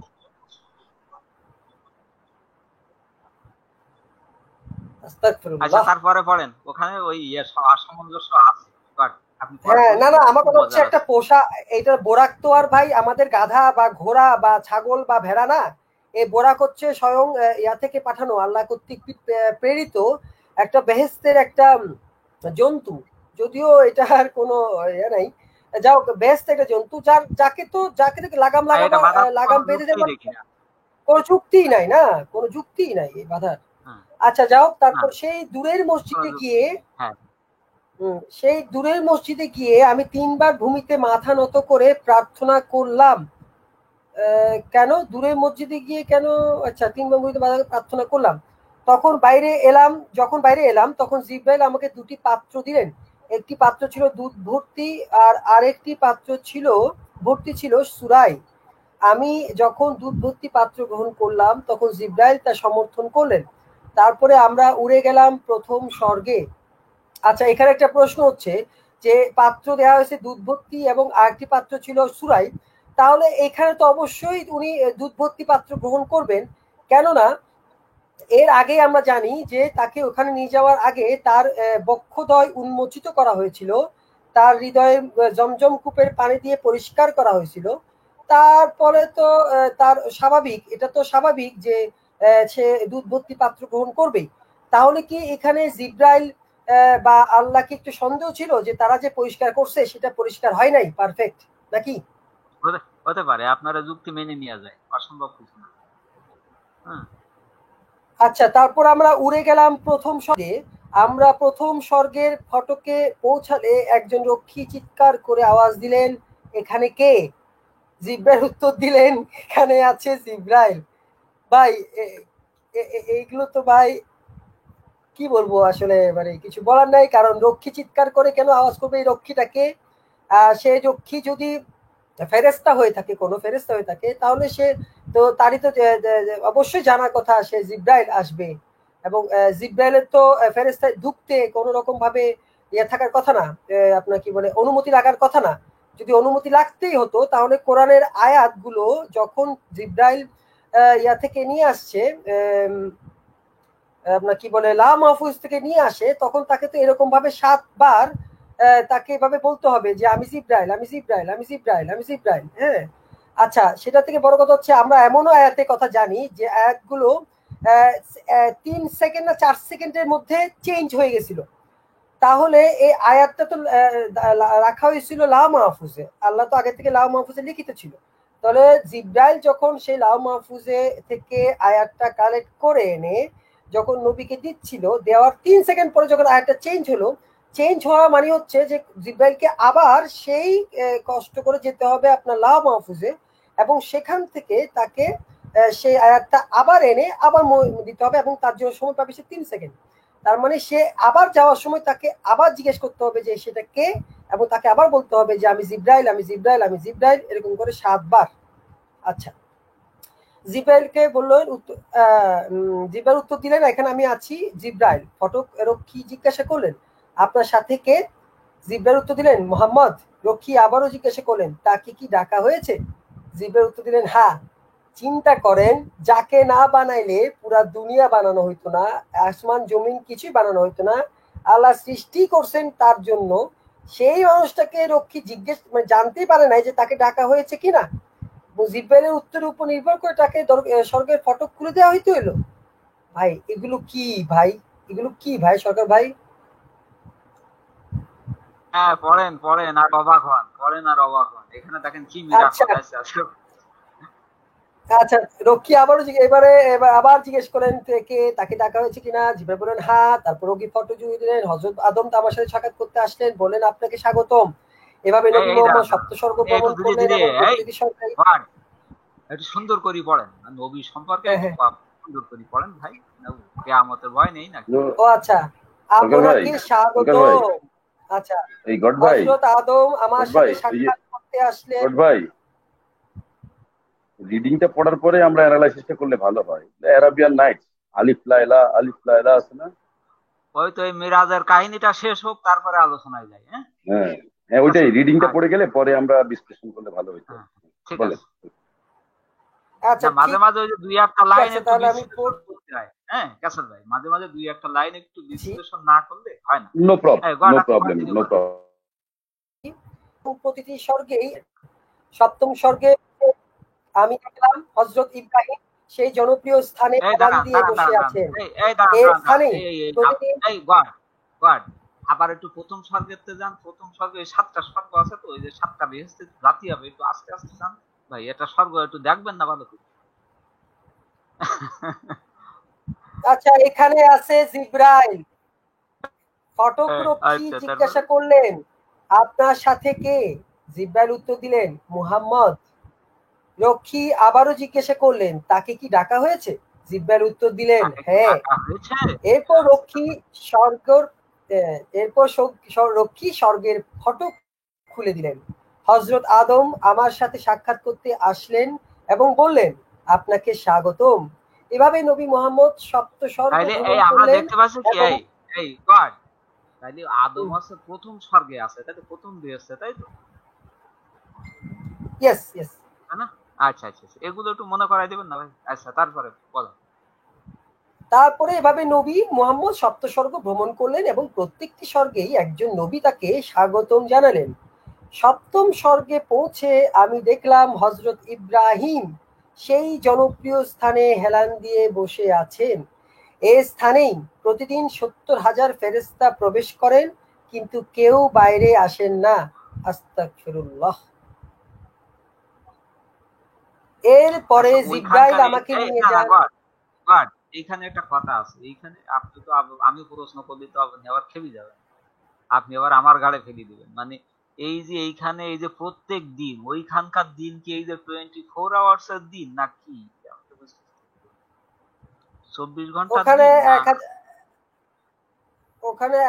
আমাদের 1000 বছরে ওখানে একদিন, ও আচ্ছা আচ্ছা আচ্ছা, ঠিক আছে। আচ্ছা, তারপরে পরে তাই না? তাই তো মনে হয়, আমি শিওর না আসলে। যাও, এই তাহলে দিন সেই ওইখানকার দিন, এই দিন নয়, আরো দিন আছে। হুম, এই দিনেরই নিয়ে আর যেতে হবে 24 ইব্রাহিমের ঘন্টা, কাছে। 24 ঘন্টার এই যে দিন, এ তো মনে করেন যে পৃথিবীর সব জায়গায় তো 24 ঘন্টায় দিন না, কোনো জায়গায় আছে না 6 মাসে দিন, আছে না এরকম এই হ্যাঁ পৃথিবীর হ্যাঁ, পরে? 6 মাসে 6 মাস। আচ্ছা, ঠিক আছে। তাইলে আচ্ছা গড ভাই, আচ্ছা, তারপর এই নয়েজ আসছে, মাইকেল নয়েজ আসছে। হ্যাঁ হ্যাঁ, আমি আপনার আমি একটু কাউকে মানে শুনতে আপনার যেই 7টা স্বর্গের এখানে এক্সপ্লেনেশন দেয়া আছে, আমরা একটা একটা করে আলোচনা করলে ভেঙে ভেঙে তাহলে ভালো। হ্যাঁ গড ভাই, আপনি যে লেখাটা পড়েছেন সেখানে আমার একটা প্রশ্ন। আমার প্রশ্নটা হচ্ছে যে নবী মুহাম্মদ মাইকেল যদি এত আল্লাহর মানে এত মাইকেল কাছের একজন লোক, ডিয়ার সে মাইকেল, যাবে। আপনি হ্যাঁ ডিয়ার মাইকেল, আপনি প্রশ্নটা একটু জমাই রাখেন, আমরা এই যে বিএসসির বর্ণনাটা একটু শেষ করি, তারপরে আমরা আলোচনায় আসবো। হ্যাঁ আচ্ছা আচ্ছা, ওকে। মাইকেল, আচ্ছা, তাহলে এরকম খুব ডিস্টার্ব হয়ে যাবে, মানে শেষ করতে পারবো না। আচ্ছা গড, আপনি শুরু করেন।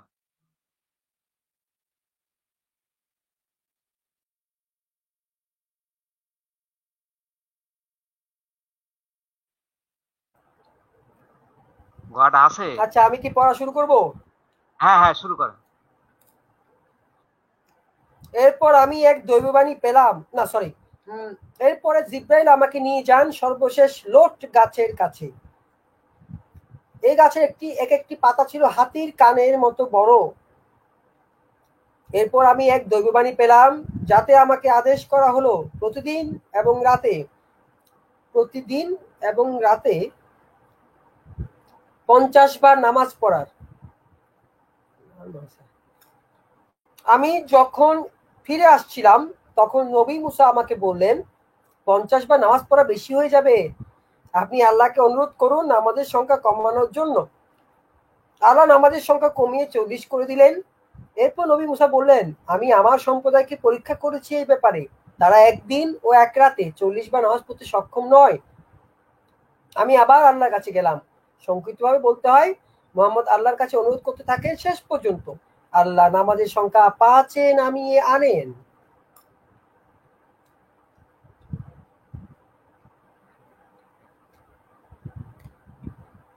তারপরে দেখা যাচ্ছে না নবী রাত্রি ভ্রমণ নিয়ে নবী রাত্রি ভ্রমণ নিয়ে তাফসির আল জালালাইনে লেখা হয়েছে। তা ইরানের বিশিষ্ট এবং প্রভাবশালী সুন্নি চিন্তাবিদ আবু জাফর মুহাম্মদ ইবনে জরির আল তাবারির বিখ্যাত তাফসির অথবা তাফসির কারক আবু বকর আতিক নিশাপুরীর রচনার তুলনায় নিতান্ত নগণ্য। মুহাম্মদের রাত্রি ভ্রমণ ঘিরে মুসলমানদের মধ্যে যে ধরনের কাহিনী প্রচারিত হয়েছে তা 19 শতাব্দীর ইরানের রাজা নাসের আল দিন শাহ কাজারের লেখা জনপ্রিয় লোককাহিনী আমির আরসালানের নামদারের দুঃসাহসিক অভিযানের মতোই শোনায়। মিশরীয় রাজনীতিবিদ, সাংবাদিক এবং একসময়ের শিক্ষামন্ত্রী মোহাম্মদ হোসেন হাইকল আধুনিক কালের অত্যন্ত যুক্তিবাদী লেখক। তিনি নবী মুহাম্মদের জীবনী লিখেছেন 1933 সালে। তার বইয়ে সশরীরে নবীর রাত্রি ভ্রমণকে অস্বীকার করলেও একই ধরনের বর্ণনা দিয়েছেন কিছুটা পরিবর্তিত রূপে। এই বর্ণনা তিনি পেয়েছেন ফরাসি লেখক এমিলি ডারম্যানগ্যামের মুহাম্মদের জীবনী ভিত্তিক লেখা বই থেকে। যারা কোরআনের সাথে পরিচিত তারা জানেন যে কোরআন হচ্ছে মুহাম্মদের নবী জীবনের বিভিন্ন ঘটনা এবং অভিজ্ঞতার প্রতিফলক। কোরআন থেকেই বোঝা যায় এই কথাটা দেখেন, যারা কোরআনের সাথে পরিচিত তারা জানেন কোরআন হচ্ছে কি মুহাম্মদের নবী জীবনের বিভিন্ন ঘটনা। হ্যাঁ, দেখেন ওই যে সে কারে বিয়ে করবে, কার ঘরে যাবে, না কি করবে, এবং তিনি যে বিভিন্ন যুদ্ধে যে অভিজ্ঞতা অর্জন করেছেন তারই প্রতিফলক কিন্তু এই যে কোরআনের এই যে আয়াতগুলো। এইটা এই যে কি সুন্দর একটা কথা দেখেছেন, এই এইটার কথা বলছো, এই বুঝছেন? আচ্ছা, তারপরে পড়েন দেখি।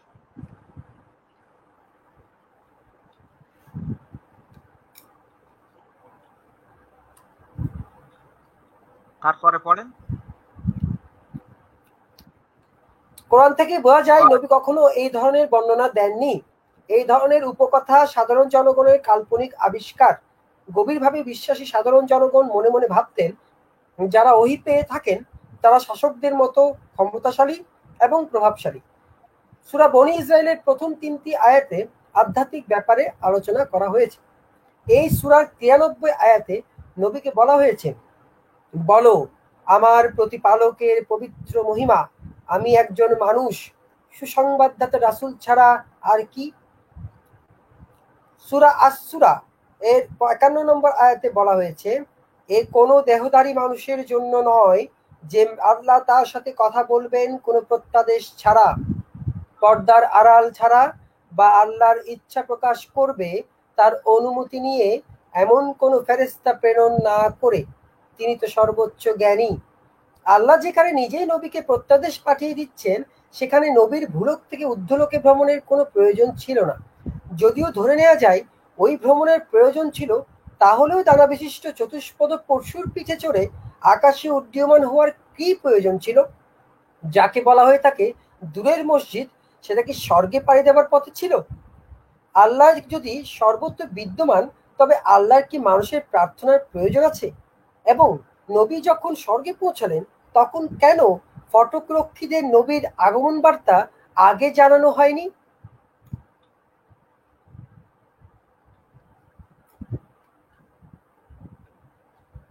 এই যে প্রশ্নটা, এই প্রশ্নটা কিন্তু সাংঘাতিক একটা প্রশ্ন। হ্যাঁ, আচ্ছা, তারপরে পড়েন। হ্যাঁ, তারপরে পড়েন। সরল বিশ্বাসী মানুষ কার্যকারণ বিষয়ে বাস্তববাদী নন। তারা মনে করেন নবী বহুদূরের ভ্রমণে যাবেন। দেখেন এখানে কিন্তু একটা সুন্দর বিশ্লেষণ। সরল বিশ্বাসী মানুষ কার্যকারণ বিষয়ে বাস্তববাদী নন, এই কথাটা কি সুন্দর দেখেছেন? আমাদের ক্ষেত্রে কিন্তু এই ঘটনাই ঘটে। আমরা সরল বিশ্বাস, এই জন্য কার্য কারণ এই যে যুক্তি টুক্তি আমরা এসব বাস্তববাদী নই কিন্তু। আচ্ছা, তারপরে পড়েন। তারা মনে করেন নবী বহুদূরের ভ্রমণে যাবেন, এজন্য তার এক বাহনে দরকার, এক ডানাবাহী পশু এই কাজে সক্ষম হবে, যা পায়রার মতো উড়ে যেতে পারবে। তাই তারা ধারণা করতেন সৃষ্টিকর্তা চেয়েছেন তার রাজকীয় দুটি দিয়ে নবীর চোখ ধাঁধিয়ে দিবেন। তাই স্রষ্টা জিব্রাইলকে আদেশ দিলেন নবীকে স্বর্গের বিস্ময় দেখাতে, এবং জিব্রাইলের ডানের সংখ্যা 600 বলে উল্লেখ করা হয়েছে বুখারী শরীফের হাদিসে, যা জিব্রাইলকে অতি দ্রুতগামী বলে ধারণা দেয়। ভলিউম 6, বুক নম্বর 60 এবং নম্বর 380। একজন প্রতাপশালী রাজা রাজ্যের খরচ মেটানোর জন্য তার কর্মচারীকে কর আদায়ের আদেশ দেন। রাজার অর্থমন্ত্রী রাজাকে সাবধান করে দেন যেন উন্নয়নের জন্য প্রজাদের উপর অধিক কর চাপানো না হয়। এমনই ভাবে আমাদের শ্রেষ্ঠা বান্দাদের কাছ থেকে তার প্রার্থনা দাবি করেন। তখন নবী আরজি করলেন, দিন রাতে 50 বার নামাজ আদায় করা অতিরিক্ত হয়ে যাবে।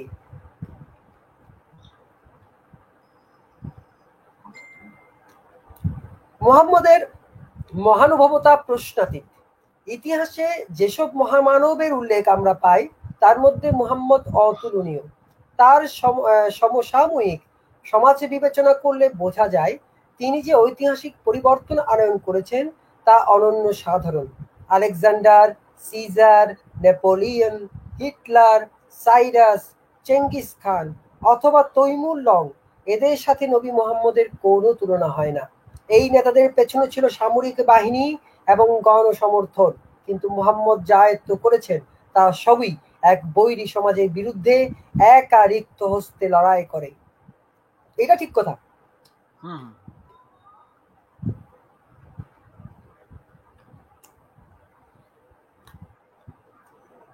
বিংশ শতাব্দীর সবচেয়ে শক্তিশালী নেতা ভ্লাদিমির ইলিচ লেনিন। মুহাম্মদের সাথে হয়তো লেনিনের তুলনা করা যেতে পারে। 20 বছর ধরে লেনিন অবিশ্রান্ত কর্মশক্তি, দক্ষতা, প্রতাপ এবং একাগ্রতার সাথে তার অবিচল নীতি নিয়ে চিন্তা ভাবনা করেছেন, নিরলসভাবে লিখে গেছেন এবং বহুদূর থেকে নিজ দেশে বিপ্লবী কার্যক্রম সজীব রেখেছিলেন। রাশিয়ার সমাজ তখন তার প্রতি ছিল অতিশয় বিরূপ। তথাপি সত্যিকারের প্রথম কমিউনিস্ট রাষ্ট্র গঠন না করা পর্যন্ত লেনিন বিশ্রাম নেননি। এটা নিশ্চিত যে সাফল্য অর্জন করতে লেনিনকে অনেক আভ্যন্তরীণ এবং বিদেশি বাধা অতিক্রম করতে হয়েছে। অপরপক্ষে বলা যায়, লেনিনের পূর্বেই রাশিয়ার এক বিপ্লবী আন্দোলন দানা বেঁধে উঠেছিল। শত সহস্র বিপ্লবী এবং প্রচুর বিক্ষুব্ধ জনতা লেনিনকে সমর্থন দিতে প্রস্তুত ছিল। মুহাম্মদের সাথে লেনিনের একটি পার্থক্য হচ্ছে যে মুহাম্মদ সারা জীবন কাটিয়েছেন দারিদ্রতায় অথবা স্বেচ্ছায় অনাড়ম্বর জীবন বেছে নিয়েছিলেন। স্বাভাবিকভাবে মহাপুরুষদের প্রস্থানের পর তাদের ঘিরে ভক্তবৃন্দ দ্বারা অনেক লোককাহিনী রচিত হয়। সময়ের সাথে সাথে তাদের দুর্বল দিকগুলো চাপা পড়ে যায়, শুধু ভালো দিকগুলো প্রচার করা হয়। অনেক চিন্তাবিদ এবং শিল্পীদের নৈতিক জীবন নিখুঁত ছিল বলা যায় না, তা সত্ত্বেও তাদের কীর্তি বেঁচে থাকে এবং প্রশংসিত হয়। ইরানের বিশিষ্ট মুসলিম মনীষী নাসিরউদ্দিন তুসি কেমন করে মঙ্গোলীয় শাসক হালাকু খানের মন্ত্রী হলেন তা আমরা জানি না।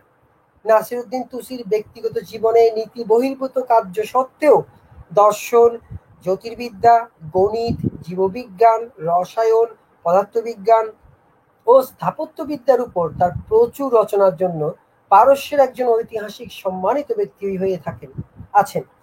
আশ্চর্য হবার কিছু নেই, একজন বিশিষ্ট আধ্যাত্মিক নেতার মৃত্যুর পর তাকে প্রচুর কাল্পনিক সদ্গুণ এবং যোগ্যতা দিয়ে আবৃত করা হয়। সমস্যা হচ্ছে এই প্রক্রিয়া পরিমিত বোধের মধ্যে না থেকে বেশিরভাগ সময় অমার্জিত, বাণিজ্যিক এবং অযৌক্তিক হয়ে পড়ে।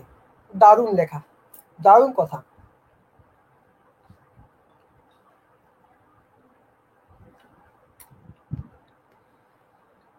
লক্ষ লক্ষ শিশুর মতো নবী মুহাম্মদের জন্ম ছিল স্বাভাবিক। তাই তার জন্মের সাথে কোনো কিছু অস্বাভাবিক ছিল না।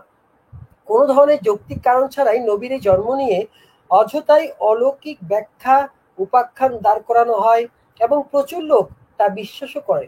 যেমন বলা হয়ে থাকে, নবীর জন্মের সাথে সাথে ইরাকের এই প্রাচীন শহর তাসিবনের ধনুকাকৃতির খিলানে ফাটল ধরেছিল এবং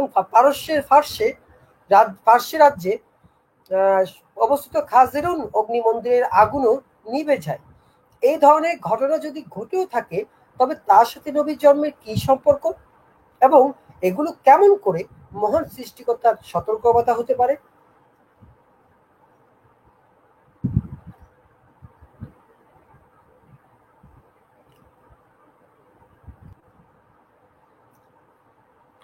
যুক্তি, আপনার কথা শুনতে পর্যবেক্ষণ পাচ্ছি এবং না তো। গণিত অনুযায়ী যে কোনো ঘটনার পেছনে কারণ থাকে।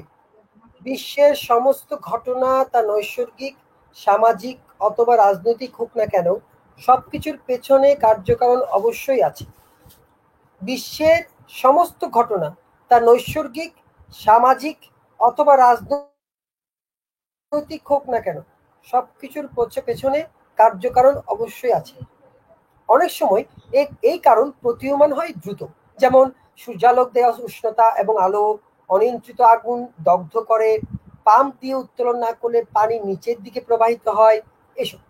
আবার দীর্ঘ প্রচেষ্টার পর জানা না গেলে অনেক সময় এই নিয়ম প্রতীয়মান হয় না আমাদের কাছে, যেমন কোনো ব্যাধির উপশম কিংবা আপাত রহস্যময় অন্য কিছু। দারুণ কথা।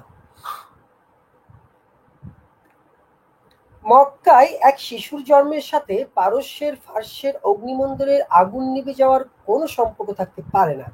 তাসিবনের ধনুকাকৃতির খিলানে কোনো ফাটল ধরলে তা হয়তো ভূমিধসের জন্য হতে পারে।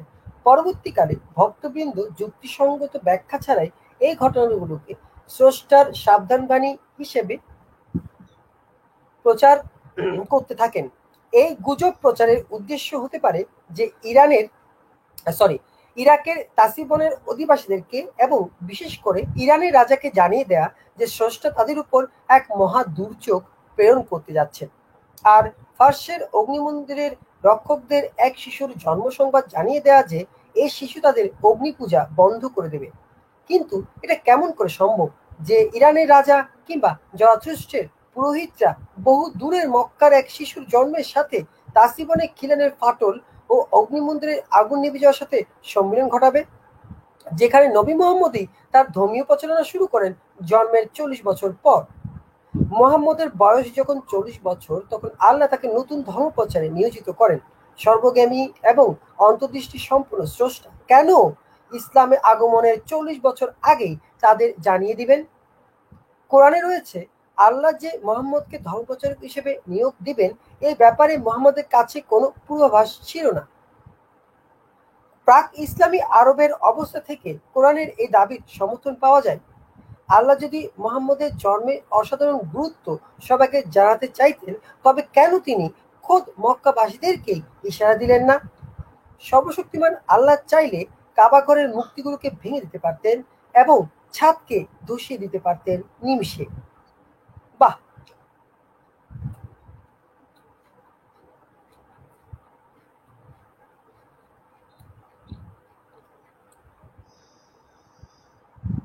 দূর দেশের অগ্নি নির্বাপনের চাইতে দুঃখিত, কাবার এই ঘটনা হয়তো কুরাইশদের জন্য এক শক্তিশালী সতর্ক বাণী হয়ে গেল। এছাড়া প্রশ্ন থেকে যায়, নবী হবার সাথে সাথে কেন আল্লাহ তার নবীকে দিয়ে কোনো ব্যতিক্রমিত দেখালেন না? এমনটা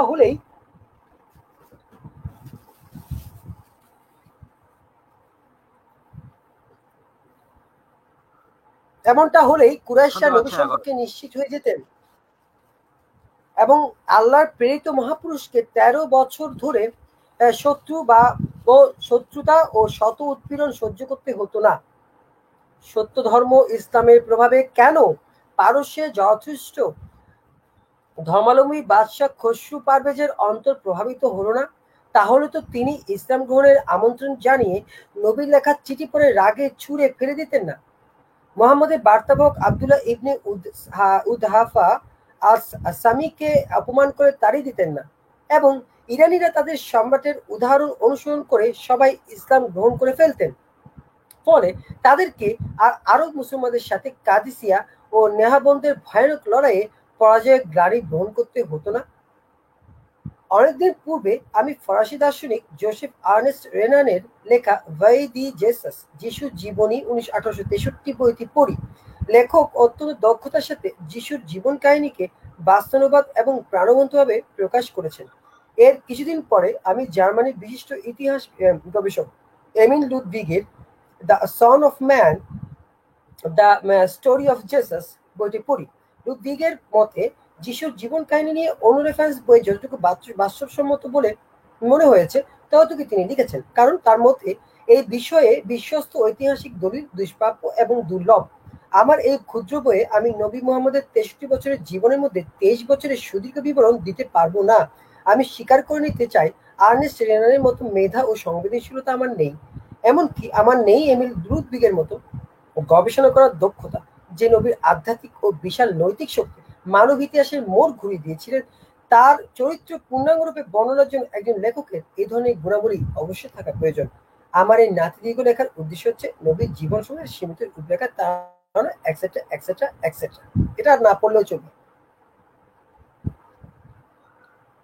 আরে আরে এই পাতাটা শেষ করে ফেলান আছে। আরো সত্যি করে বলতে হয় আমার লেখার তাগিদ এসেছে এক মনস্তাত্ত্বিক প্রক্রিয়া এবং পর্যবেক্ষণ থেকে। আমার পর্যবেক্ষণ এই যে গোড়া অন্ধবিশ্বাস একজন মানুষের কাণ্ডজ্ঞান বা বিশ্লেষণী চিন্তাভাবনাকে ভোতা করে দিতে পারে। আমরা সবাই জানি শিশুকালে সামাজিকরণের সময় আমাদের মনে যেসব ধারণা প্রবিষ্ট করানো হয় তা পরবর্তীতে সব সময় আমাদের চিন্তার পটভূমিতে থাকে। ফলে যে কোনো অযৌক্তিক ভাবনাও যদি আমাদের মনে আসে তবে আমাদের শিশুকালের লব্ধ ভাবধারণার সাথে মিলিয়ে তার বৈধতা দিতে চাই। স্বল্প কিছু বিরল ব্যক্তি ছাড়া অনেক বিদ্বান ব্যক্তিও এই প্রতিবন্ধকতা থেকে মুক্ত থাকতে পারেন না। অযৌক্তিকতা বা কাল্পনিক ভাবনাকে বাস্তব বলে গ্রহণের জন্য প্রায়শ তারা সাধারণ জ্ঞান ব্যবহার করেন না, অথবা করলেও তখনই করেন যখন তা তাদের মধ্যে প্রতীত ধারণার সাথে খাপ খেয়ে যায়। দারুণ ভাই, এই লাইনটা অসাধারণ। মানবজাতি পর্যবেক্ষণ এবং ন্যায্য বিচার বিবেচনার অধিকারী। মানুষ তার এই জ্ঞানের জন্য নানা রকম বৈজ্ঞানিক সমস্যার সমাধান করতে পারে, কিন্তু যখন ধর্ম ও রাজনৈতিক ঘটনাবলী সামনে আসে তখন মানুষ তার বিচার বুদ্ধি, বিশ্লেষণী ক্ষমতা, চিন্তা এবং যৌক্তিকতাকে পদদলিত করে ফেলে।